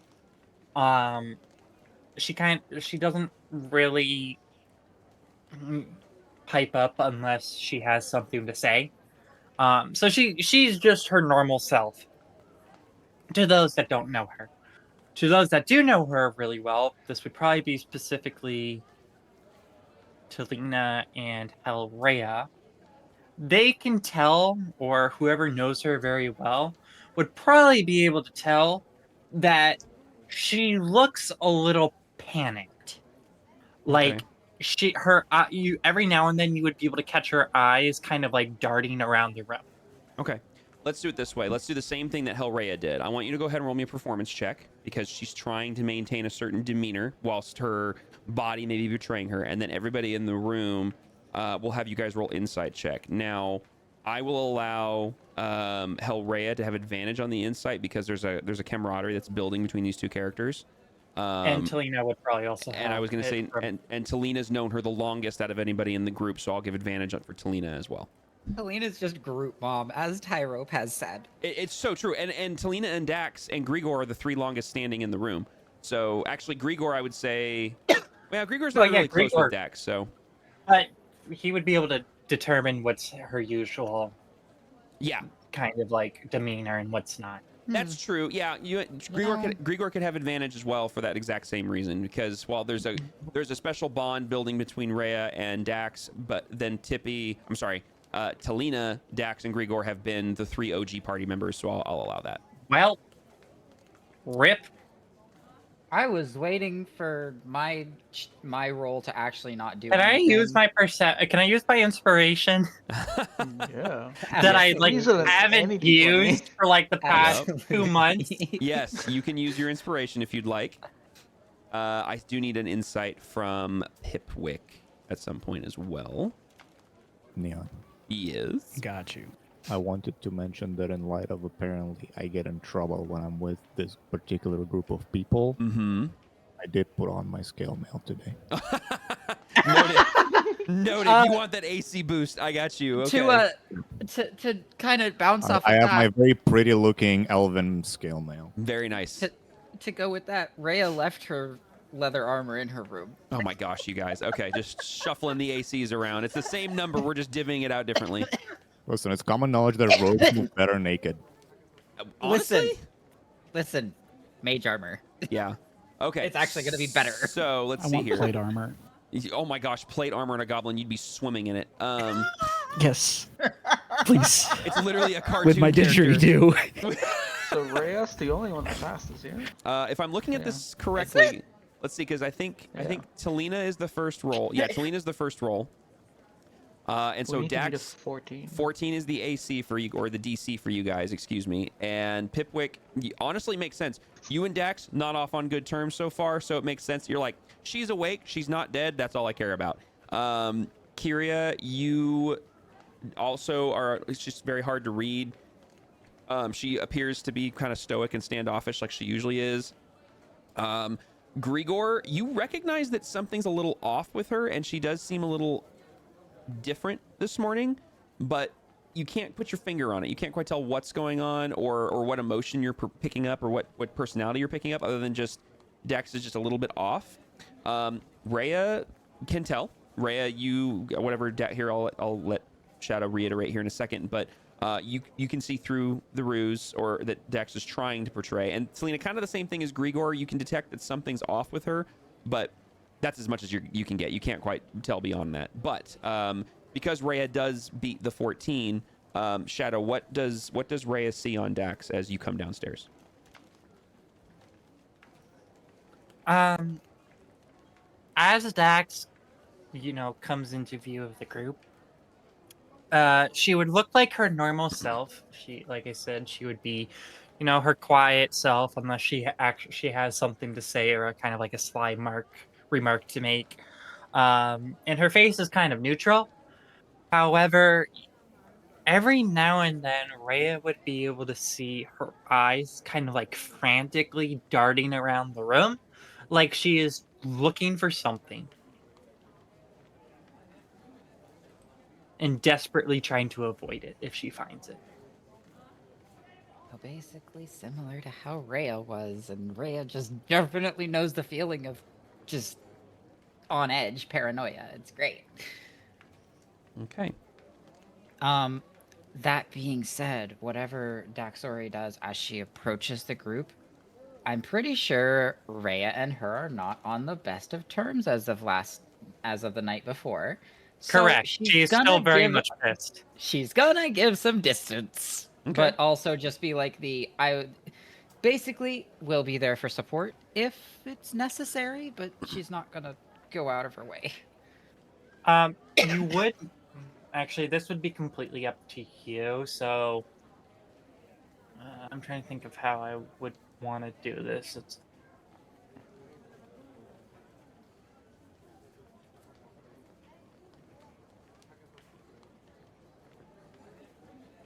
Can you roll another insight? Specifically? Yeah. Yeah, I would be. I can. Hold on. Hold on, Neon. Let me tell you what I want, and yeah, you I'm can trying to track determine whether it would be. Okay. Can either be done. Yeah. Oh, that looks dope, Jesse. I like that. Sorry, that's like really.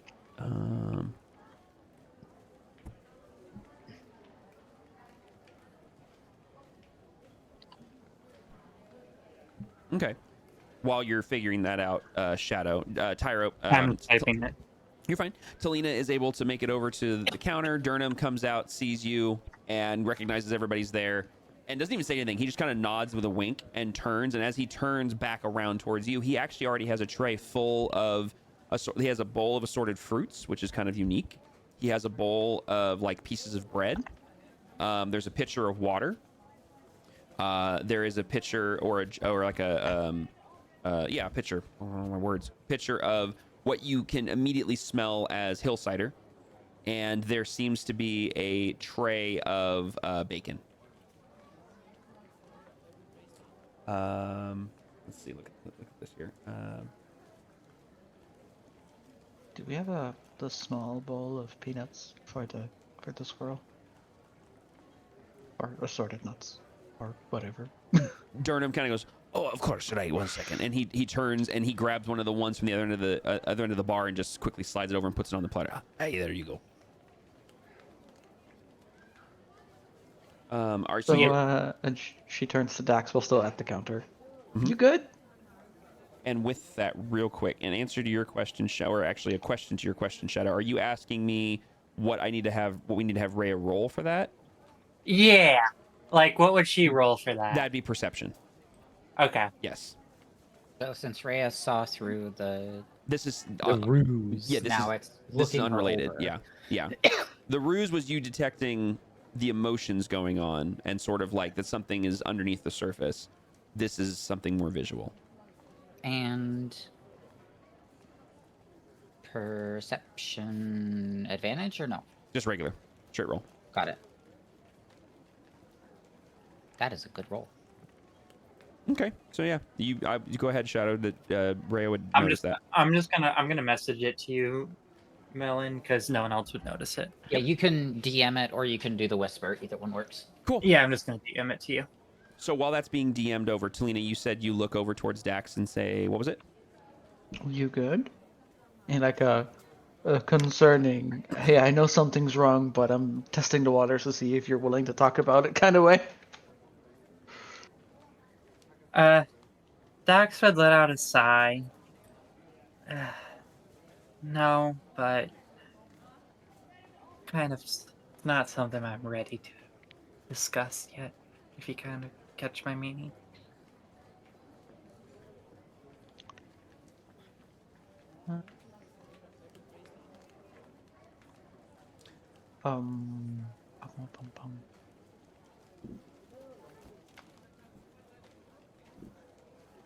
Oh, did you not hear me?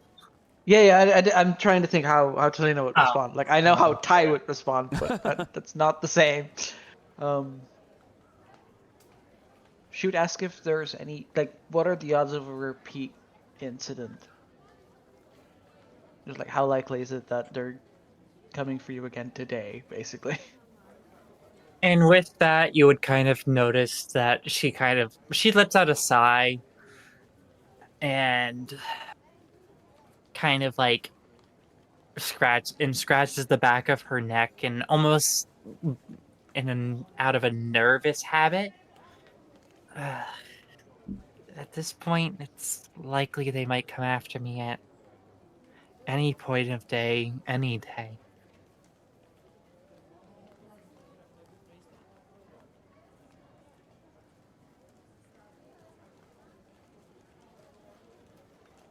Just for visual understanding, they're still at the counter of the bar, right? Okay.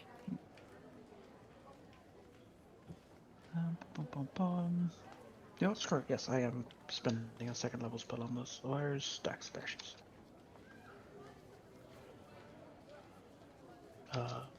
Use, I guess?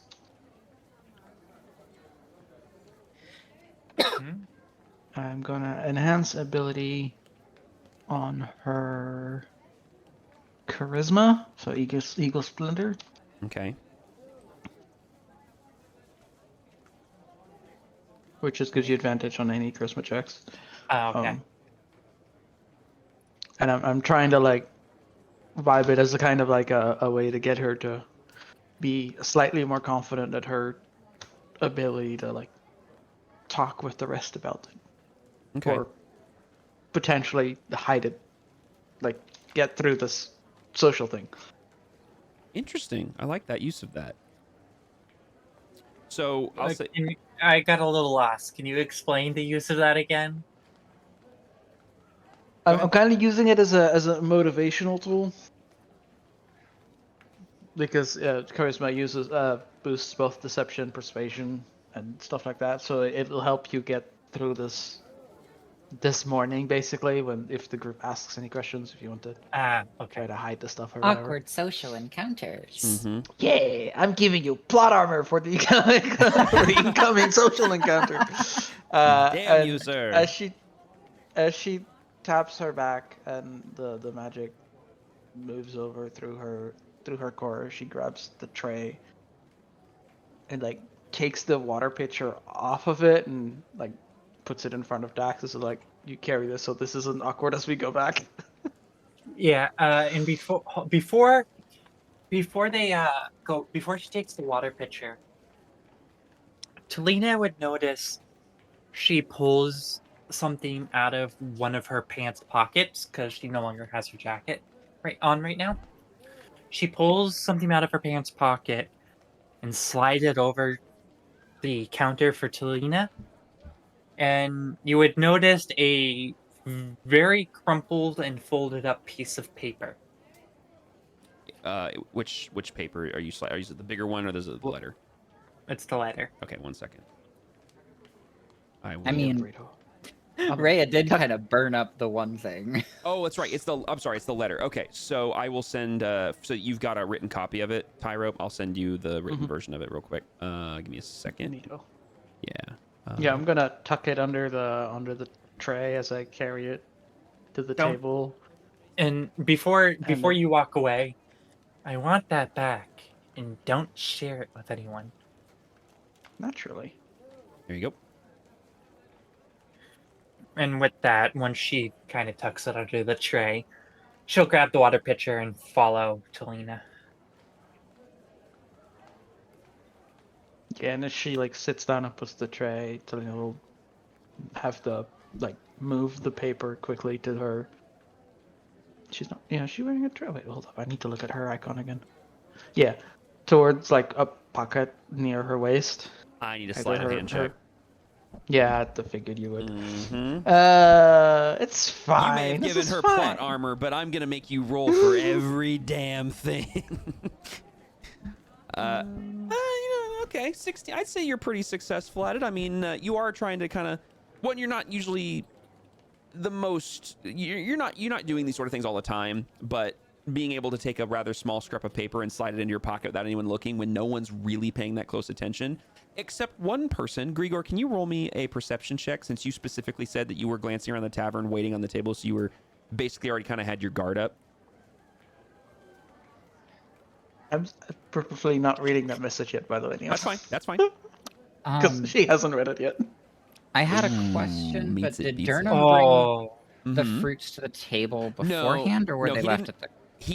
When Talina went up to the bar counter, Durham was behind the bar, and when they made eye contact, he basically just turned and set down a prepped platter of food for you guys. One had a bowl of fruit, one had the pitcher of water, there was a platter of bacon, there was a bowl of bread, and then there was a pitcher of hill cider. And she basically just took the platter of the whole tray, slid the clear or the big pitcher of water over to Daxori, and then took the platter and turned around to walk towards you guys. Okay. Rhea, at this point, just for clarity's sake, as in why she's not going to be like rolling perception for any of that, Rhea was just looking at all of the entry points to the tavern, like all the open doorway stuff, which there's a lot of. Just to kind of keep an eye on the crowds that might be passing by and see if she spots anything outside. Okay, go ahead and roll. So go ahead and roll me we'll just have you roll a perception check. While you're rolling that, Grigor, as you were scanning the room, keeping an eye out and just making sure that you kind of just keep your guard up, as you're kind of scanning the room as part of your little mental visual sweep here, you do catch a very quick glimpse, ever so slightly, of Talina sliding something off the counter and into her pocket. And then that's as much as you see. Hellrhea, you don't notice much in your scan of the area. It's obviously right now you guys are the only ones in the tavern. It's still very early. There is the occasional passerby on the outskirts of the tavern doorways that walk by to and fro, and the movement beyond of like people getting ready for morning business or walking to their ships or coming from their ships. But it's that awkward time in the morning where it's still kind of early, but it's past like The really early folk have already gone off to do their stuff, and the rest of everybody's kind of like leisurely getting up for the day. So as of right now, it's like you guys kind of have this invisible barrier of protection from people kind of invading for a little while longer. Okay.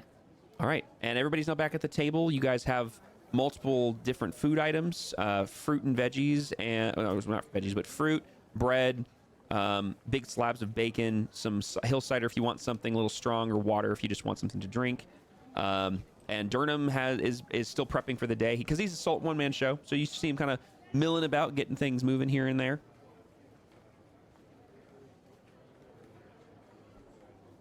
What would you guys like to do?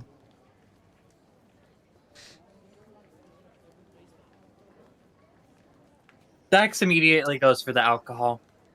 No, no problem. Yeah, there's several empty cups for you, or empty tankards for you, and you're able to fill yourself a beverage and get something to drink.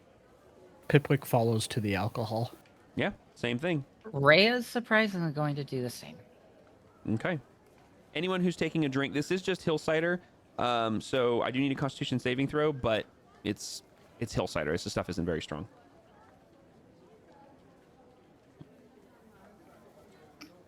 I am so happy that Digidice did not roll very much.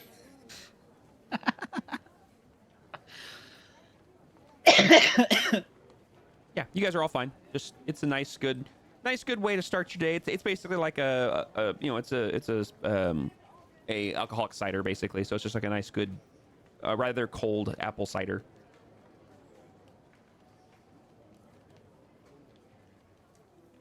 Where's the squirrel's friend? Wait, where's the squirrel's friend? The zombie. The zombie. Oh my gosh. I will admit, I forgot about the zombie. What is the duration on that thing? It's 24 hours. Oh, okay. I like how we were all in unison. I just wanted to make sure that there wasn't just a dead body on the floor of the tavern. So we need to pause for a moment because I'm gonna fully admit the DM forgot there was a zombie still. So the question that I have for Tippy, when you guys left the alleyway, I assume you told me, if I remember correctly, now that this is coming back to me, you were riding it like a mount and you were sitting on his shoulder and letting him just walk through town. Mm-hmm. He didn't look super undead because he had just died, so he wasn't decaying. He wasn't like missing part of his face or anything. He just basically looked kind of hollow. What did you do with him as you crossed town? We're backing up here a bit because I will admit I totally forgot about this guy.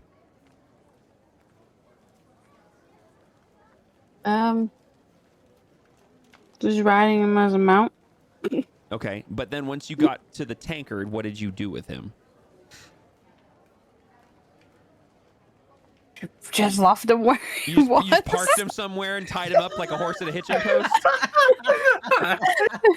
Yeah. That's what I'm hearing right now. So there's... Yeah. Where did Tippy get the leash?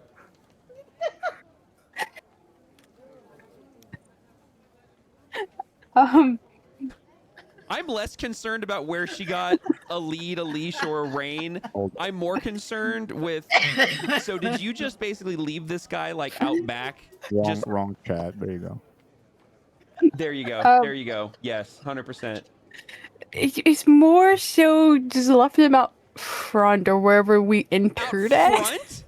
Okay. Oh no. Okay. Been standing there all night. See, this is my question. I need you to look at the spell. I need 24 to know hours. Okay, it lasts for 24 hours. 24 hours. Hold on. I just moved my mouse. To maintain the control of the creature for 24 hours, you must cast the spell on the creature again before the current 24-hour period ends. This use of the spell reasserts your control over it for up to 4. Okay, so what happens if you don't do that? Right here, if the creature's under your control, 24 hours. the creature is under your control for 24 hours, after which it stops obeying any commands you've given it. Oh no! It doesn't just die. It doesn't just cease to be. It starts doing what dead things do. Boo! No. I wanted it to undead just fall things do, over on the that'd be fair. floor. Like it just ran out of its battery died. It just went. It just collapses. Okay. It's So for 24 hours aren't going to be up for another like. No, you still got a fair amount of time because this was cast basically dusk of the previous day. So you've got a considerable amount of time on this thing left. But for clarity's sake, that means that there's just been a zombie standing just in the front of this place on the waterfront, just standing there all night long. So I take it back. Earlier when I was saying that there was no sound when Tippy was like at night, all she could hear, occasionally you just hear a and it just down somewhere in the darkness. I want to ask another question. Does this change at all what the dock workers are doing? You know what? Suddenly I have a lot less audience. You're like, why is everyone running? Okay, no, because she still maintains control and she didn't give it like an attack order or anything like that. It's just standing there, and he doesn't look undead. He just looks like basically like a sick dude, a drunk dude, a tired dude. What I want you to do, just for flavor, Tippy, I want you to roll me a, let's do it this way. Roll me a d20, add your spellcasting modifier, which is for your wizard, not for your warlock. I was gonna say which one. So you're gonna roll me. It's gonna be a +4. Okay, +4. So actually, you know what? You can add the other two, so it's +6. You're rolling with both modifiers for this because it crosses the streams here. I imagine Talia would just walk out, just mumbling, "Morning, Bob," as she 18. passes. The visual is so good. Oh, I'm crying. Okay. Zombie's just doing the Bethesda wait. That's such a good analogy. There's a very bad reason you forgot this. There's a bad because there was 3 of their guys at the tavern. On the other side. On the other side. Yes. No, thankfully, the position that she would have left him in doesn't cross over with them. Otherwise, that would have been wild. I don't even know how I would have handled that. Okay, so you rolled. Hey, Bob, we thought you died. Yeah, right. Yeah. Oh, look, hi, Bob. Okay. With an 18, this thing, basically people sort of ignore him. They think he's just drunk, or they think he's tired. They think he's mentally incapable, like he's dealing with something, or he's not all there. And people just kind of avoid him because he has a weird look on his face. The only reason this didn't draw more negative attention is because he was dead for like 6 seconds before he was brought back. So he doesn't look dead. He has a stain on his shirt that is basically dried blood, but could look like he spilled something else on himself. And he just kind of stands there, just kind of like swaying back and forth. It's sad. I Definitely picture had too much to him. drink last night. Yeah, he looks like he's had too much to drink. Yeah. What was that? It's sad that I picture like parking him like face like the wall. Yeah, that's exactly what I'm picturing. Like he's just kind of like parked against the wall, just kind of swaying back and forth a little bit.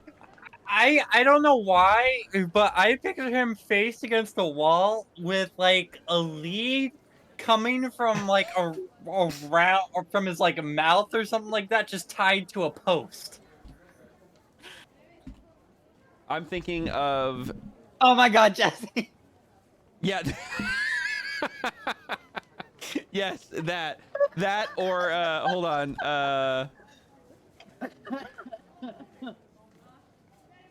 Say brain cell. There's a scene I'm thinking of, but I can't think of it. I can't find a GIF to sum up. I was thinking of like those kid leashes the parents put on their kids at Disneyland.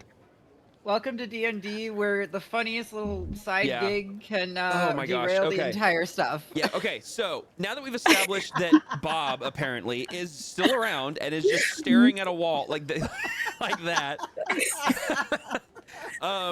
In answer to the previous question, Talina, as you kind of go, where's Tippy's friend? You look over, and there, on basically to your right, at the eastern entrance of the tankard, the open air entrance, just beyond it, standing basically facing the wall of a nearby structure, is this undead creature just standing there, occasionally just kind of gently swaying back and forth, staring 1 inch away from the wall.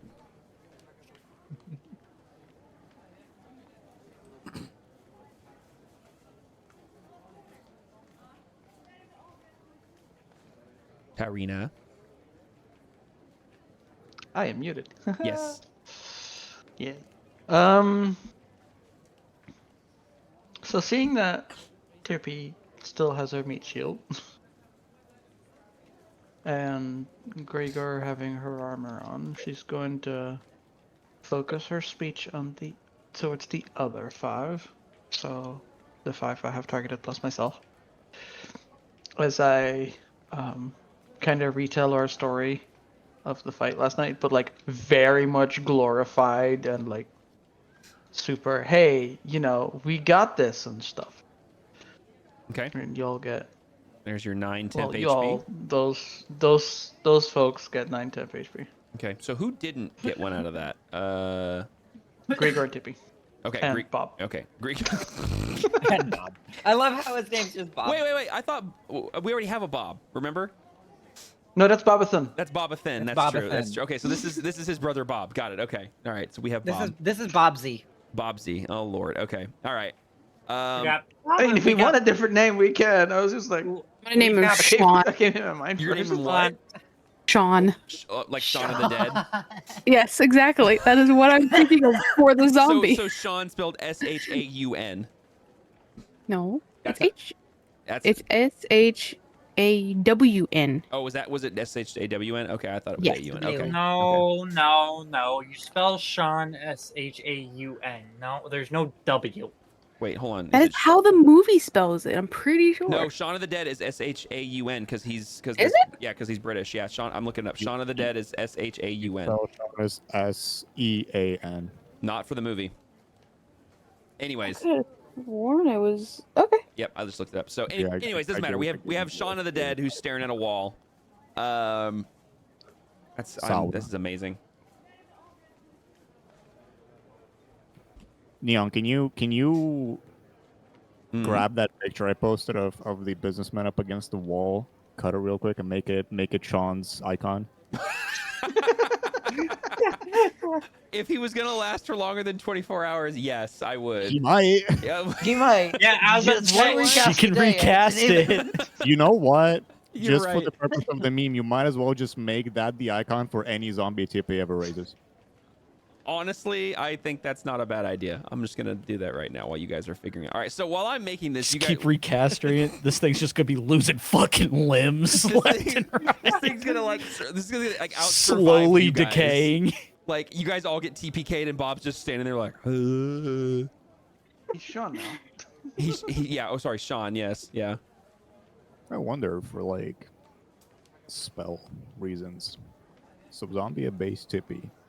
So if Tippy is killed and raised by somebody else, does the zombie still obey Tippy, and people have to give it commands through Tippy? No, it can only receive commands from the caster. Well, that's So what I'm saying. It's like Tippy gets res, and then Tippy is ordered to order the zombie to do something. I'm just like, would that work? Wait, sorry, say that again. My brain just like shut off. If Tippy were to be the zombie raised obeys the similar way that Sean is. So if Tippy died, I'm and tracking. then Tippy is res, the zombie still obeys Tippy. So Tippy needs to be ordered to order the zombie to do something. Jeez Louise, we have this daisy chain of dead giving undead, giving undead, giving undead, giving undead orders. That's how zombie armies work. Is that how they work? Is that the logic there? I can't believe I'm doing this. This is so stupid. Like, this is so dumb, you guys. Okay, so as you have now identified this, so Talina has just regaled you with sort of a heroic version of yesterday's events. You, 6 of you feel a little more invigorated than you did previously. You get your 9 temp HP. There were definitely at least 3 dragons. Oh, yes, and they were decimating everything. Yep.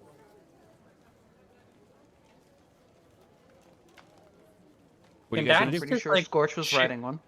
Can Dak? that sounds about right. Was that about Dax? I'm sorry. Can Dax just like not listen? Technically, yes, she can kind of tune out. Yeah. Okay. But but here's the thing: if you don't want the temp HP, I say if you, I can move it to someone else then. if you don't listen, like technically speaking, you don't hear what she's doing, so you don't get empowered by the spell, so you don't get the temp HP. Oh. That's kind of how that works. Because the whole point is that she's giving an inspiring, in this case, story rather than a speech, and you hearing it, you feel empowered because her spellcasting modifier is based on her charisma. So. Oh, gotcha. Yep. Never mind then. Okay. Yeah. I mean, you can still like kind of like more or less not like tune out, but you still but if you're still hearing it, like you still have to be able to hear it to get the spell effect. G, yes, but at the cost of your hit points. Yeah. Like, are you willing to sacrifice? So Dax is willing to sacrifice Pipwick if needed. Of course. Everybody is, even Pipwick. I'm pretty sure. Sure, why not? This is the dumbest creature I've ever made in my game, by the way, for the record. Like, looking at this thing. Like, no, Neon, this is the dumbest creature I've ever made in your game this far. Yes, that's true. You forgot the keyword yet there. Yeah. All right, so I got to copy everything here.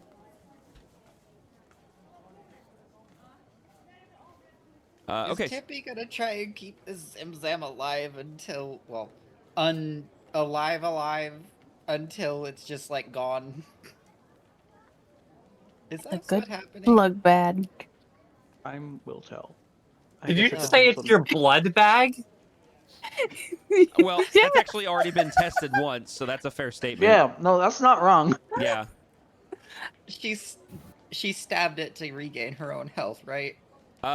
She cast a spell on it to regain her own health. Okay, basically poke for Healy damage. Yeah, more or It's less. a healing potion with legs. Yeah. Pretty much. God. All right, with this, you guys have obviously now established that you have a walking blood bag nearby. You guys have, some of you have received a little bit of a sort of a boost. What are you guys doing now? What's everyone up to? Oh, we gotta finish what we started yesterday. I was gonna say. I propose we head back to the gate and pray that the same Sarge is on duty. Okay. I am inclined to agree. We got close to it, and then stuff. Rhea definitely trying not to bring up what happened. If there's a new one, don't worry, I got this.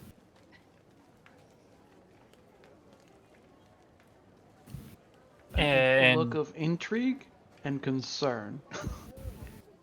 No words, just a look. If you get arrested, we're not with you.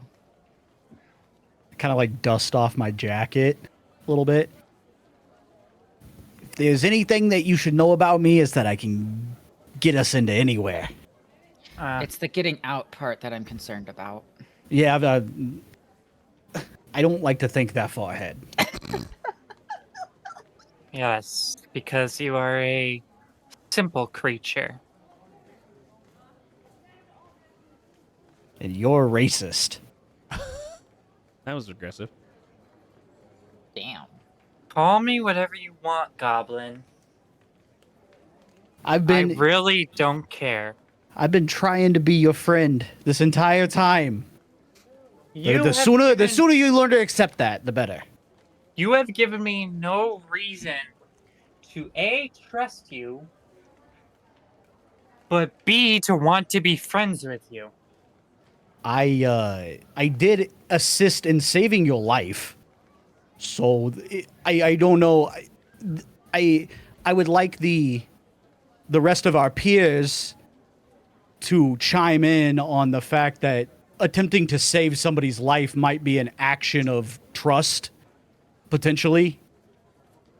Dax would have gone to open her mouth to kind of come up with rebuttal, but would immediately shut it knowing it's true. There you go. I just saw the token. The fact that it rotated as he moved it. He just fell over and like, went feet first across the board.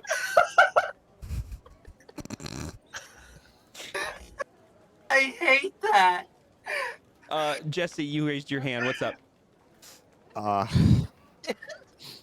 Wait. Would I know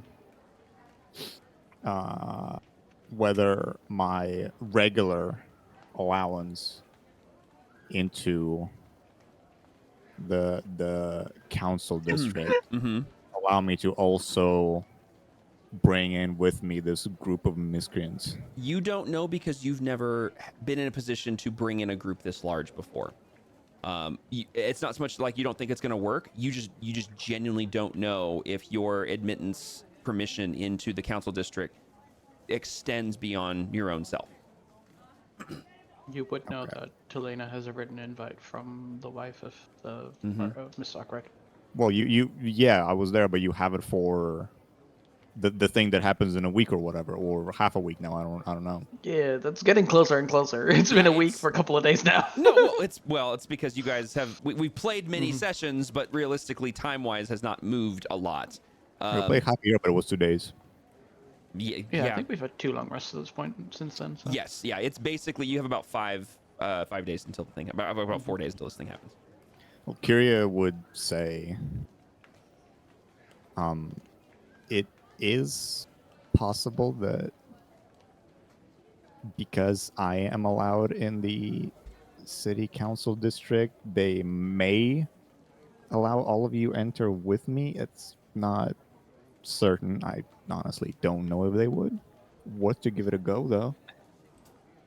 I could but alternatively use that to also put in a word for you, assuming none of you cause any trouble, because then I would not help you. That would be unkind to people of the city council district.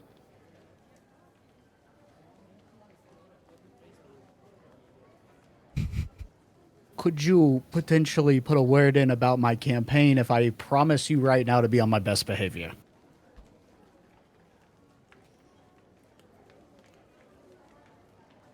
She kind of opens her mouth to answer and then kind of pauses for a bit. I don't know that I have high enough standing for that, but I haven't really witnessed you do any bad things with regards to said campaign, so I don't see why not. All right, hands in pockets, mouth mostly closed unless I'm asked a direct question and I'm forced to answer. This isn't in character, but it was really that easy?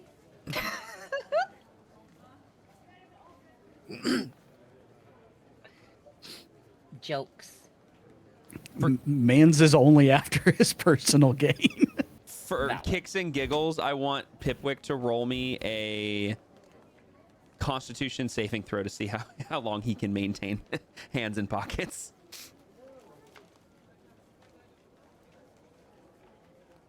This is gonna be a day. Yeah, he's okay. He's okay. He's like a kid on the spectrum who's stimming. He's okay, but he can't hold still.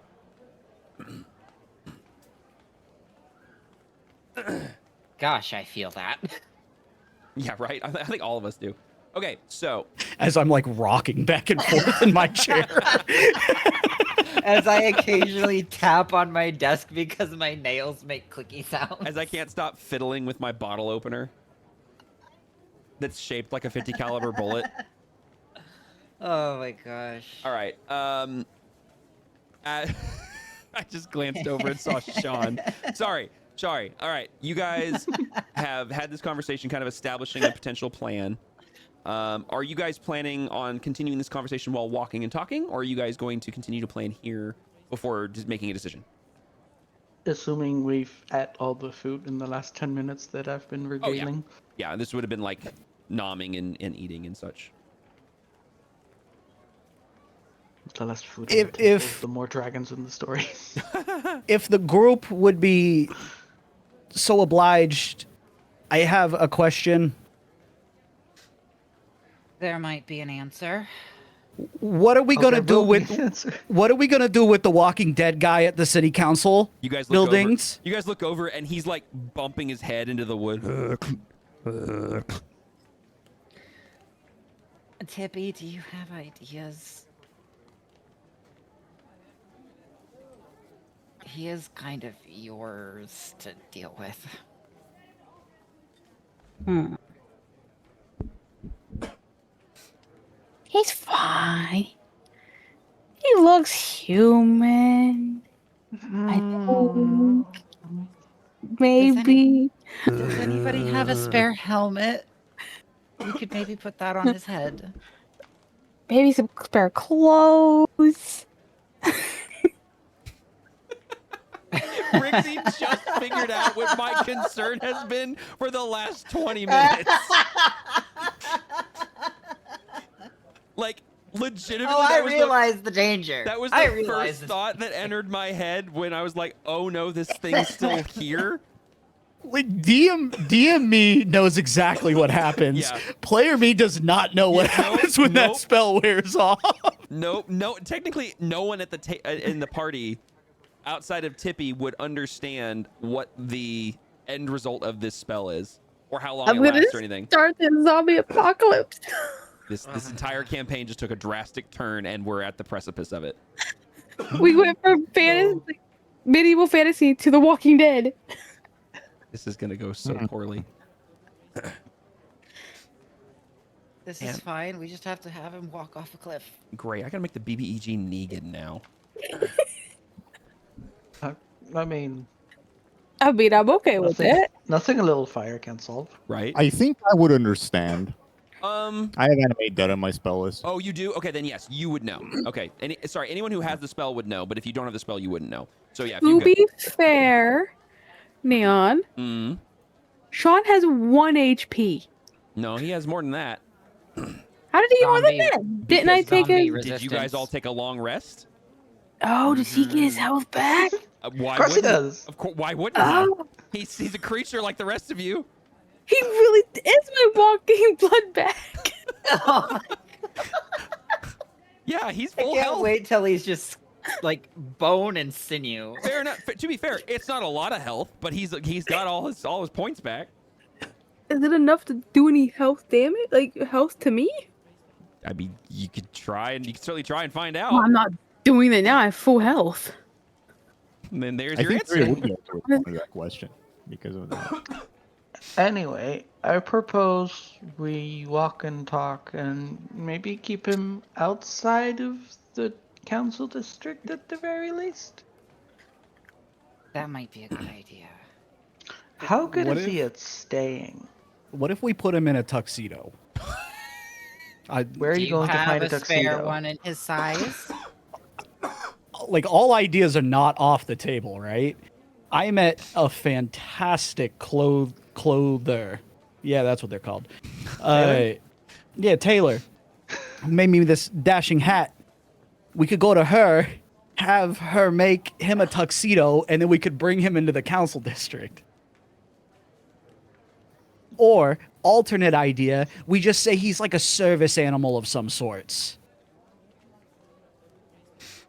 I mean, either way, by the end of the day, I would say around the same time he was raised back up, he would start acting up against our interests. So, alternate idea, keep that thing the fuck away from me at all costs.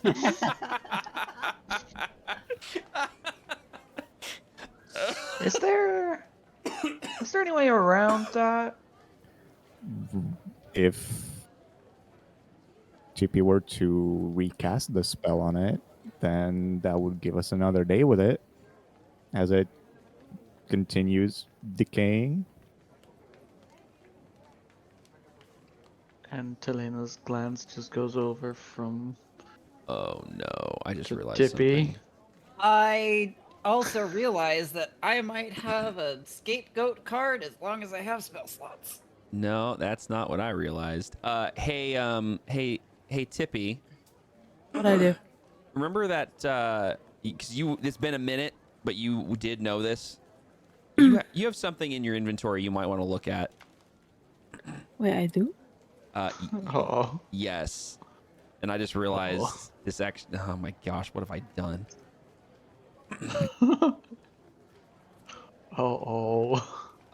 We love random objects in our pockets.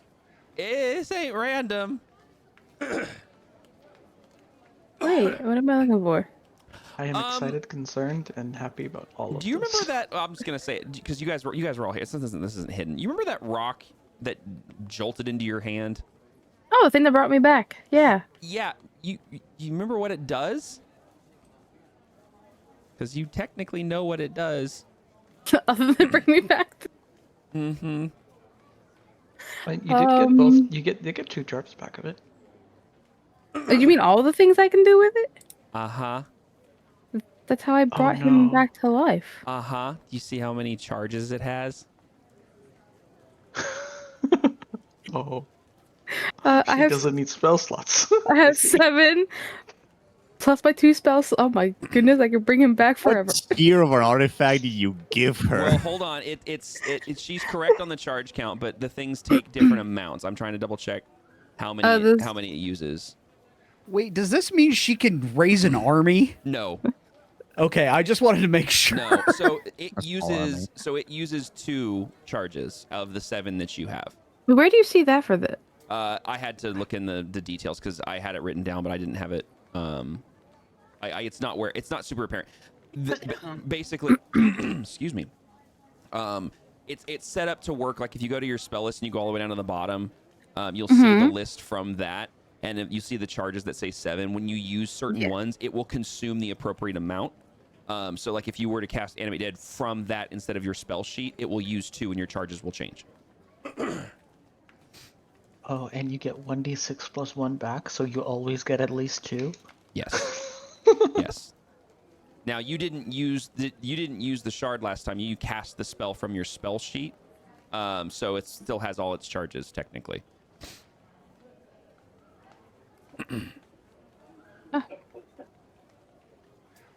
So I can use its spell twice, technically. I can cast it with myself. Yeah. And then I could cast it. Mm-hmm. 2 zombies. Yeah, I forgot about that. Does that thing's charges recharge every day too? It's a roll. You don't just get all of them back. You have to roll to see how many you get back. Oh. Wait, so how many creatures can I technically have? It depends on what you're casting. I blame the other. We about to have a 20-member party if we include all the pets. We're BG3ing this. Lord we already have Scorch. Now we have Sean. What's next? Well, no. Think not only that. How many can we raise between the 2 of us using this spell? How many of us are going to end up with some form of pet? Is there a pet store in this city? Wait, how many can I? I got money burning a hole in my pocket right now. You and me the same. I want a parrot. Raise a bunch of zombies, stun them back to the slavers. It doesn't give me how many I can actually have. There isn't a limit. It's just literally as much as you're able to cast the spell. So I could have Oh my goodness. Let's not cast it on every dead I mean, creature. again, they do run out. Yes. Like you have to keep recasting it, or they turn on you. Ding, ding, ding. It's a good thing Tip is not chaotic evil. The whole reason liches exist in D&D is because those rules that confine us do not apply to them. What is my? Yeah, I'm not chaotic. So we walking, right? Yes. While we figuring out I how kind of far assumed at this point you Sean's guys were gonna come with. Yeah. I would like to note as we're walking, I'm gonna flavor text the way I'm doing the mage armor thing. Okay. Because Rhea's going to remember how the arrow struck her. Okay. The night before, and how it basically felt like a quote-unquote overshield. And that is going to be how she like imagines the mage armor casts over top of her. Okay. Now remember, it only lasts for 8 hours. Veil. Yes. Okay. But I will recharge it after 8 hours. No. Probably. Hopefully. So let me go ahead and Oh, that's right. I forgot. It's just something you can do because. Yeah, you this have one's it. just. Yeah, I forgot. Yeah, I forgot. It doesn't use a spell slot because it's your thing. You just do it. Nice. Okay. So as you guys are walking and talking, Rhea has this flavor text for Zimage Amea, which obviously increases your AC. There it is. Okay, Yep. it's active. I had to apply it. Tippy climbs up on Sean's shoulder, who follows her commands telepathically from her. Are you, based on the conversation I think I understood from the back and forth, you guys are headed down towards the council district? Yes. Yeah, to the gate where we met the female Sarge last night. I know there's a lot of back and forth. Are you guys making any detours, pit stops, or otherwise stopping on the way there? 9. Okay, Monhole did bring something up in the group chat. I assume Grigor would probably say. It's probably not a good idea for us to bring that over while it's still in its previously affiliated uniform. From the other side of the street. Tuxedo!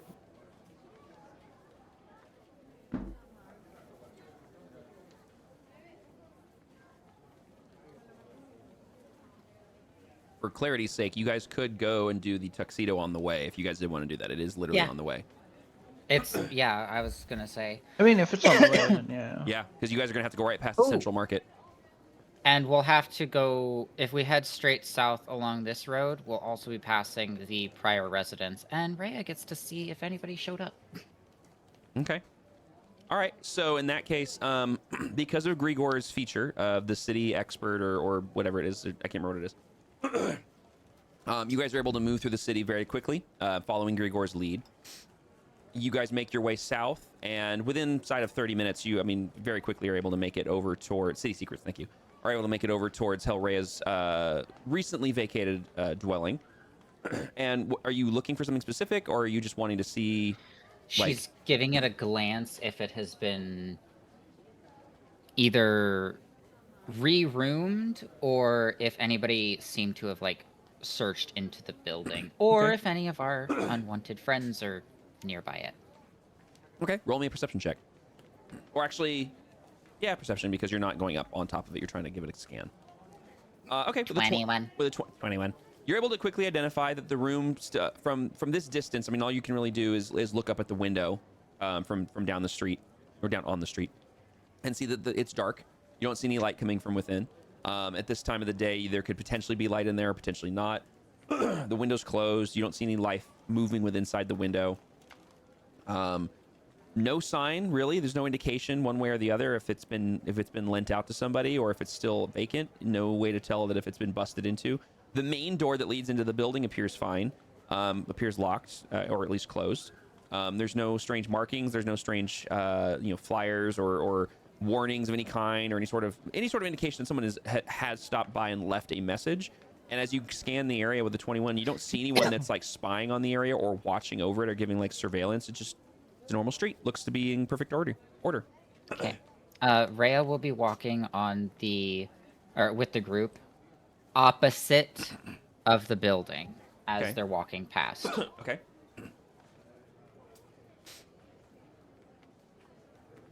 Okay. All right. So Talina, you're able to read that. Yeah. Don't like me just walking a little slower than normal. Sounds good. I'm gonna do. We're gonna do this. I'm gonna leave you guys there, and we're gonna use Grigor's token to indicate where the group is at. So you guys walk a little bit further, passing Hellrhea's place with nothing that is out of the ordinary or worthy of catching your eye. You guys are able to continue further south, up the hill further into the central market, and as you guys approach the kind of palisade-like wall, or stone palisade is a better way to put it, because it's not like a full gated fortress, but it's very clear that this used to be some sort of stronghold many years ago and has since been converted into this open-air market, which up to this point, very few of you have actually traveled into this area as of late. But for those of you who have not been here before, this is a very large marketplace. This is the central point of trade and commerce for the city, the citizens of the city. This isn't where passing trade is happening out on the waterfront. That's what the riverfront is for. The Central Market, this is where people who live here come to do their shopping. This is where a lot of trade happens. It is just a sea of multicolored canvas tents and canopies and makeshift shanty roofs from different fabric. It's just a multicolor spectrum across this whole space of different sizes and shapes and shades and tones and various levels of disarray or repair. It is a hodgepodge mixture. It's actually at this point starting to get a little busy because it's that start of the day where people are looking for, they're starting to run their morning errands. And it's a sea of various people here. Pipwick, unlike the time you were here before where it was rather slow and near the end of the day, this is the exact opposite. This is the beginning of the day, and the shops are now fully open at this point. You guys have now walked for almost just short of an hour. You guys have watched as the area has bolstered in busyness and population here, and lots of opportunities for shopping here. Lots of different shopkeepers and people and languages and dialects and accents and all sorts of stuff going on here. It is just a melting pot for the city, and it's a very lively location of the city. If you are just headed straight to the tailor that you got your hat from, is that where you guys are headed, just straight there?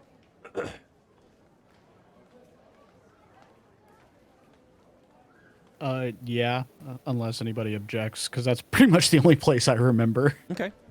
Let me answer a question real quick.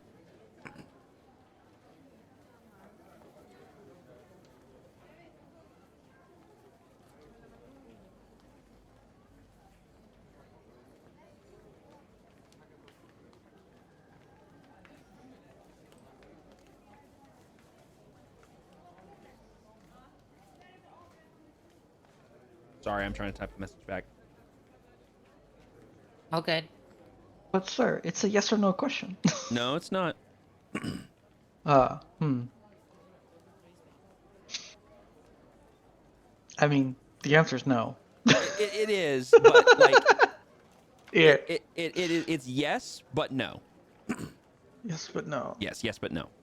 Okay. Yes, but no. Yes. So Grigor, you notice that Pipwick kind of veers off in a direction, and he clearly knows where he's going. And Pipwick takes the reins here for a minute and leads you guys off into one direction of the market towards a larger stall than the other ones. Most of these stalls are 1 and maybe 2 tents. This is like 4 or 5 tents that have been just kind of shoved together to make this amalgamation of various sizes and shapes to create one large interior space that upon entering you kind of have to, for those of you who are not short like Pipwick, you do have to duck a little bit upon entering, as there's sort of like a canopy that's kind of draped over the front entrance just a little bit. And as you kind of duck in and move the tassels of this canopy out of the way, you find yourself in this very warm space that's very kind of intimate and cozy, yet at the same time feels very large, as it is a very big tent. There's just kind of open once you walk in. All sorts of clothing items are strung up on various points. There's just like little knobs hung on one area that are mounted to something. You're unsure because it is obviously a tent, but it looks like there's some sort of sturdy wall. And there's these little pegs that are mounted on the wall, and you see various hats hanging from them. You see like dummy busts set up to hold clothing and like full ensembles in various spots. It's kind of a very nice, cozy sort of atmosphere for the for this particular shop. As you guys, oh geez, sorry, my notes just refreshed on me. As you guys are kind of glancing around the space, you hear a soft kind of guttural voice sort of echo from back and around, where you can clearly see behind like a little makeshift counter made of a circular table. You see kind of around a corner that there's clearly a space that goes beyond and maybe in another tent, and you hear, "Just a minute, I'll be right with you." And Pipwick, you immediately recognize this as the voice of the individual that sold you the hat. Hey, by the way, everybody, fair warning, she real big. And as soon as the words leave your mouth, you guys hear, and coming around the corner is a very large dragonborn.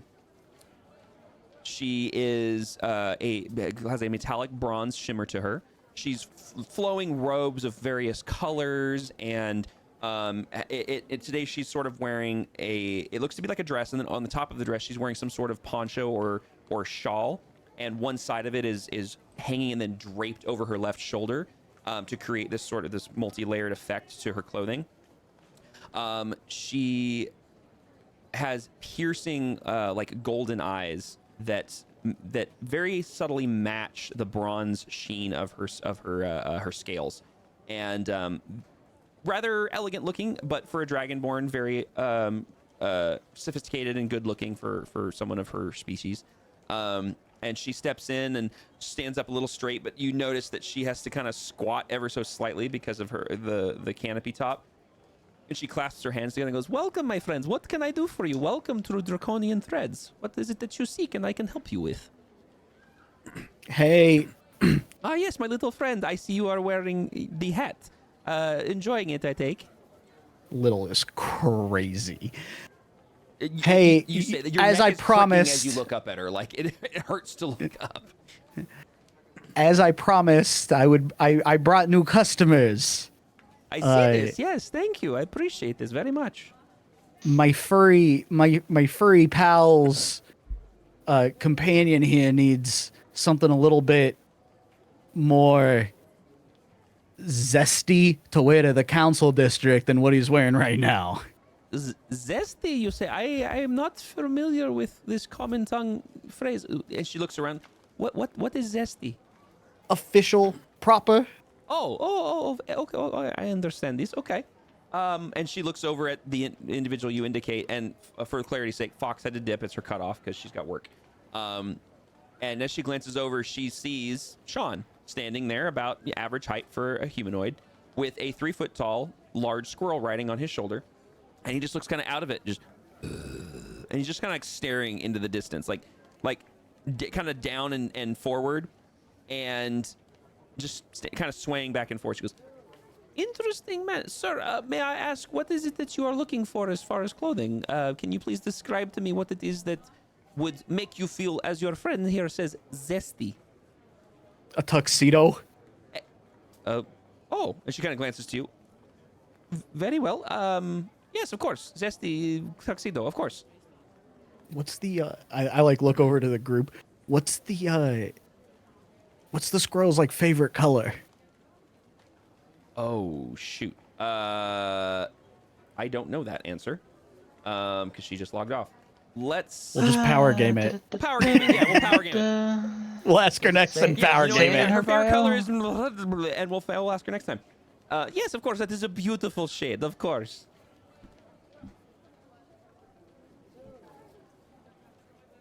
So I don't know what color is, but I it's whatever Tippy's favorite color Tippy's is on next session. We'll fill in the blank. Throw Simlish in there for a second. We're fine. And this is why you tune in next time. Some people leave cliffhangers at the end. I leave cliffhangers in the middle. It's way cooler. I know that the campaign is called Best Laid Plans, but I feel like we are no longer dealing with those plans, and what do you mean? We have perfectly laid plans. How else were we gonna get him in there? Best laid plans always should have a backup. Well, best laid plans went out the window when we started toting around an undead creature. Okay. What I love is I named this campaign Best Laid Plans, like session 2, based on, ship plans. That was the whole concept. The fact that it has maintained its name for so many reasons for almost 2 years is amazing to me. I'm sorry, I'm answering your question for Jesse real quick.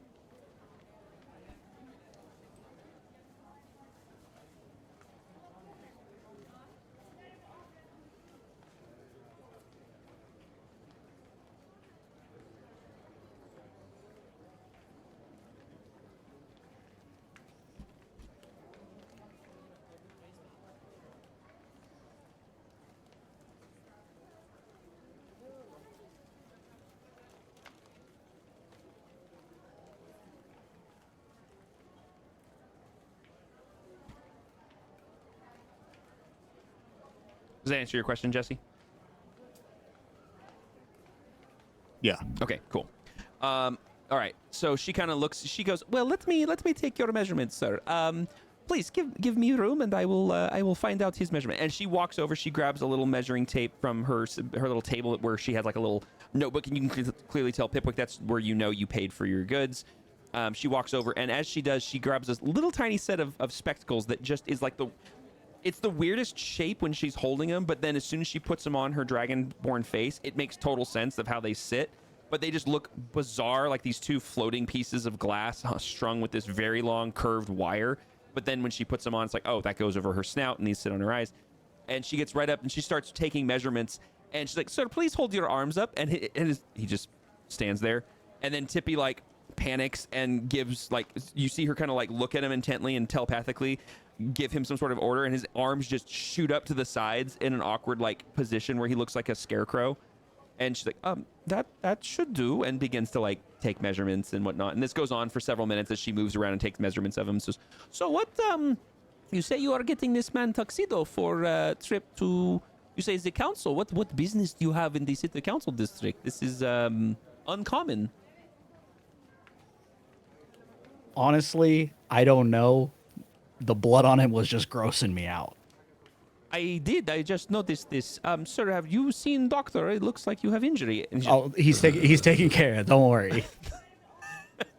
This is a group of learned doctors, actually. Oh, is it? That is fantastic. It's so good to have more healers in the city these days. There has been strange goings on that have been resulting in injuries like crazy. And we're doing our residency at the university. At the University Arcanum? Yeah. They employ healers there. And she looks genuinely surprised by this. Studying. Rhea's just in the background, like, "You're spitting way too much." We're studying. Oh, you're studying. Oh, I misunderstood. Apologies. Common is not my native tongue. I do apologize for this. Oh, no, it's okay. Of course, yes. I look back at the group like, somebody fucking bail me out. That just panicked goblin face.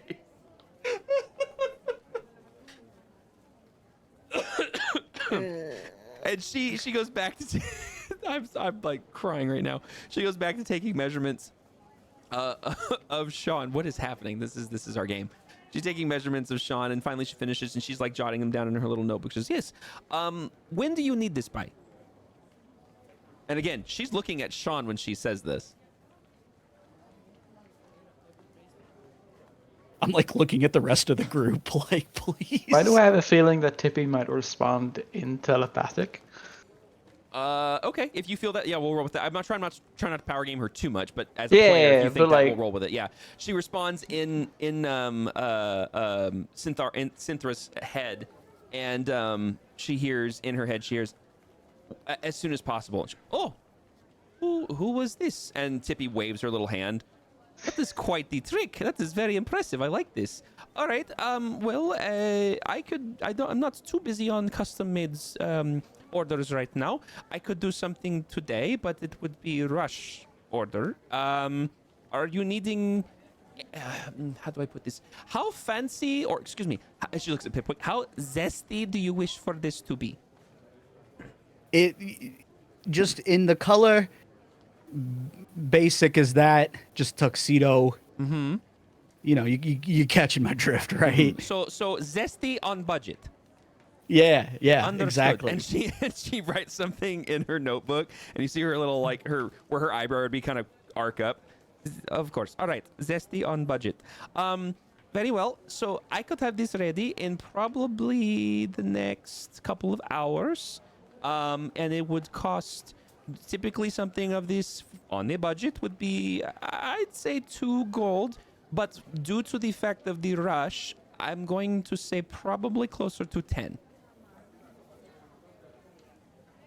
I have one question and a follow-up question for my friends. Who's paying for this? Who's dressing him? Let me check something. Hold on. Let me check something, because Tippy obviously is controlling. Let me check and see her inventory here. Who here has the most moolah? Tippy looks at Pipwick. Says out loud, perhaps this is not the best idea. Tippy looks at Pipwick, and in your head you hear, "I have 4 gold." From outside, you hear, "Hey, this is your idea." No, I point at Grigor. I go, no, this was his idea. He was the one that pointed it out. You should ask how much it will be. He just said 10. Ten yeah, gold. Cynthia just said 10 Never gold. mind, I did not hear. I'm spacey. It's You getting should late. pay attention. Rewind. I can easily spare the gold. Okay. My friend here will take care of the bill. Of course. My second question Yes? to my friends is, who is going to dress him in this thing? Tippy looks at you and shrugs for a moment. And then she says, I can help. Obviously, I can... Rhea's just gonna kind of walk past him with the gold and be like, here. She just takes 5 out of your hands. It's just half up front. We need to make sure it fits and everything before final payment. Works for me. Thank Of course. you very much. Of course. And what is the name I may put down for the order in case one of you comes back or I am not here and it is my associate? Sean? Sean. And how do you spell that? I look to the group for help. All right, they're asking the illiterate how to spell. I'm actually... Rhea's just gonna kind of look to Tippy. Tippy looks to Cynthia and spells it out Shaun in her head, and she writes it down. All right, Sean, very good. All right, so Sean, custom tuxedo, half of has been paid, half on delivery. It is still early in the morning. I'd say come about noon, and we will see how far, and we will make sure it fits, and we will go from there. Yes? Sounds lovely. Very good. Perfect. Thank you so much. Of course. It was a pleasure to see you again, my little friend. And please, if there's anything else that you desire or like in my establishment, please let me know. And we will, since you are doing custom order, I can maybe do a discount. I just remembered something. 1 second. I did see Grigor specifically asked a question, sort of, as you guys were entering, if there was any leather gloves on display. You do see on one wall on the far right, basically, which is like a tent and a half over, because this is a very like rectangular, like, well, more like oval-like shape inside, that there seems to be more like accessories on a couple stands over on the far right. And you do see some different kinds of gloves. Most of the gloves here are like evening gloves or like fancy gloves one of a higher status might wear to an event.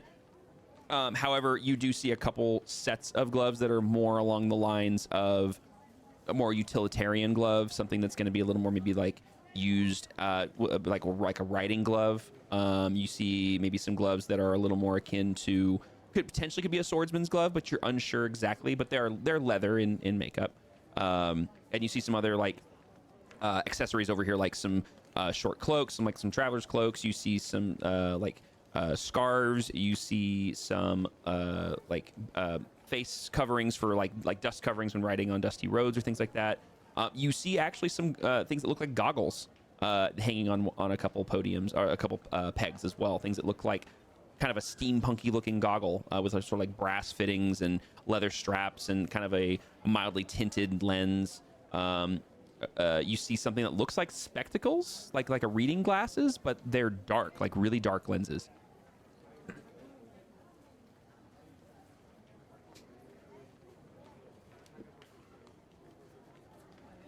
Grigor would buy the goggles and gloves and let Talina know about the darkened shades. Oh, shoot. I see what you're doing, Mr. DM. These eyes get up. Oh, do you? Oh, do you know? Dark sunglasses, huh? For the sun-sensitive person? Hey, you know what? They're there. Give me 1 second. So you said you look at the goggles? Yep. Okay, 1 second. So... Oh, of course it doesn't. Okay. 1 second.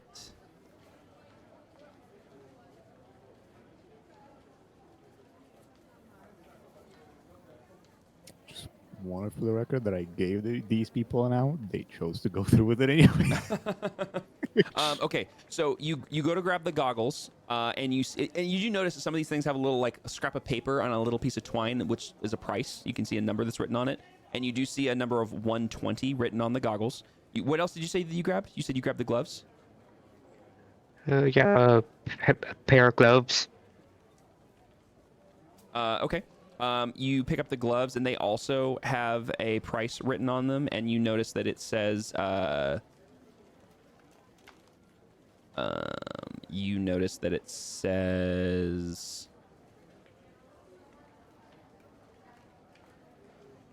It has a 150 written on it. And then what was the other thing that you grabbed? Grigor only grabbed the gloves and goggles, but he did let Talina know about the shaded. Okay. So yeah, so Talina, he points these out, and you notice that they are a gold or brass-like metal. And basically what they look like is they look like old school sunglasses, basically. They're circular lenses. They're kind of large. They can clearly cover the whole eye. And they have just a simple metal arm that goes from the lenses to the back, and they kind of curl around the ears. Like old, exactly what you're thinking of. I have a question because Talina's outside. Oh, okay. So is Grigor holding those things as he's going to Talina to point things out? Sorry, I didn't realize that you were outside. My apologies. That's fine. Does Grigor just like call them out, like, "Hey, you should look at these," or does he actually take them out to her? Probably like a call out to her.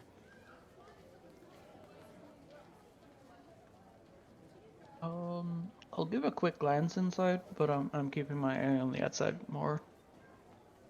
Okay. Watching her back more than caring what goes on inside. Okay. Rhea has a question.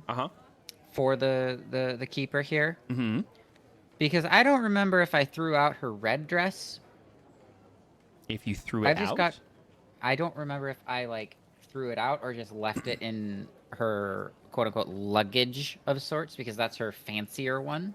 I don't think I did, but I know the fancy one was damaged and needs to be repaired because I didn't have mending.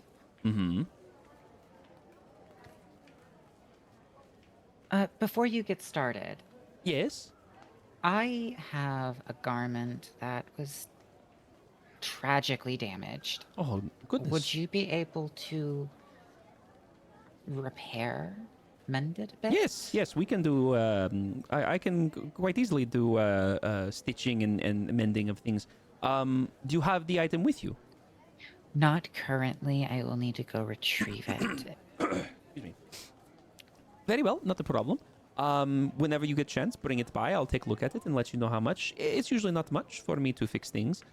If it's minor, I can even just you kind of use my skills. And as she says that, she kind of waves her fingers in sort of like a waving motion as one kind of fluid motion. And you watch as little golden sparkles of magic kind of twirl around her fingers. And just, I can work my talents and usually fix it right up right away. That would be very appreciated. Of course, not a problem. Just please bring by and I will take a look at when you are here. And then she glances over and she sees Grigor kind of eyeing the goggles and the gloves. Says, "Are you interested in purchasing those, my friend?" Yes. Those are used, so I cannot vouch for their condition long term, but they are functional. Do you wish for both? Yes, both the gloves and goggles. All right. So those two items together would normally be 270 golds. However, since your friend here is purchasing a custom suit, I will give 10% off, which would be 243 gold for the both. Grigor would pay that. Okay, so go ahead and remove 243 gold. And I'm going to add 2 items to your inventory here. If I can find your... oh, there it is. I was like, where's this token?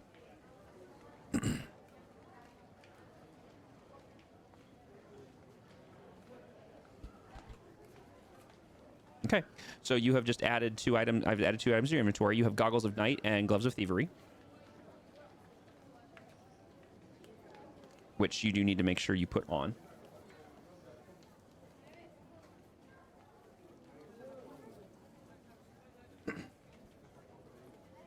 Tyra, I'm not that much of a jerk. Come on now. She's a businesswoman, but come on. I mean, hey, scam artists exist, man. They do. And I've done that to some of my players. I've had some scammy shopkeepers, but very good. Well, thank you very much for your patronage, and I will see you in a few hours. Yes. And as she says that, she kind of like nods and starts to walk back to the back. And as she like starts, you hear like bolts of fabric being moved around and like swishing and stuff as she's moving tools and such. All right. I assume, based on brevity, that you guys decide to head on out.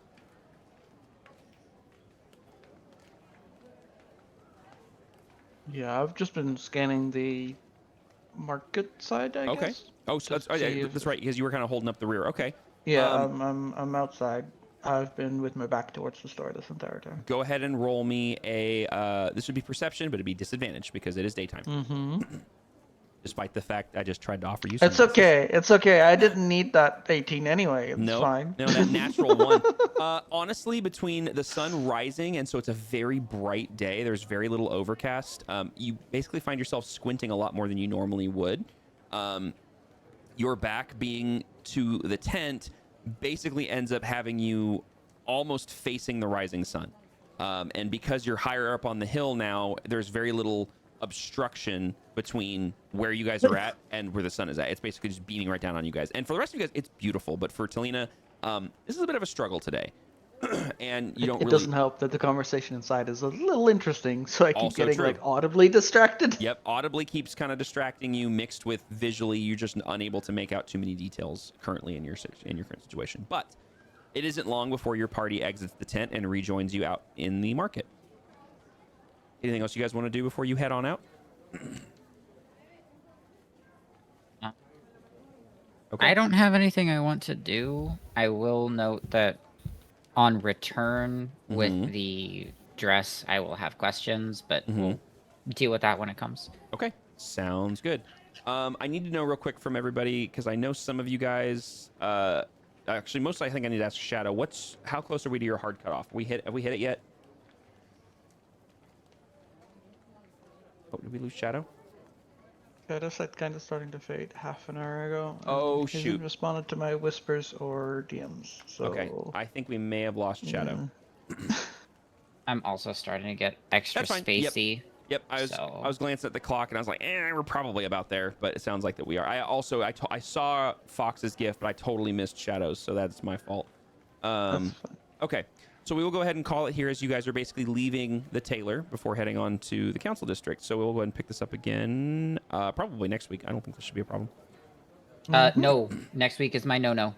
Next week is your no-no. Okay. Are you the only no next week? I believe so. Okay. We'll see how that looks between now and next Thursday. If you're the only one, we might potentially play.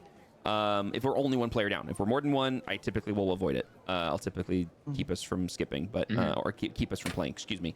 But if we are one down, I'm trying to get into the habit now of trying to keep the game moving, just because we only are able to play for a few hours. So. I won't be able to attend, but if you have questions on what Hellraya might do in a certain situation, just give me a sit rep of the situation going on, and I'll try and give an answer. Sounds good. I'm traveling and have to pick somebody up from an airport, so... Gotcha. All good. All and Gucci. As a reminder that in 3 weeks, my sister's getting married. So I won't be here, because I need to get up 2 hours after the session ends. Sounds June's good. gonna be a very busy month. Yep, all good. Yeah. Honestly, I get it. Our in-person game, we thought we were only going to be able to play once between basically May and August. And so we had our in-person session last Sunday, and it turns out that we're actually able to do 2 more sessions. We're doing an all-day game on the 13th again, which we're super excited about. So yeah, we'll be playing all day June 13th, and we will be obviously streaming that on YouTube. So anyone who wants to watch it will have it running.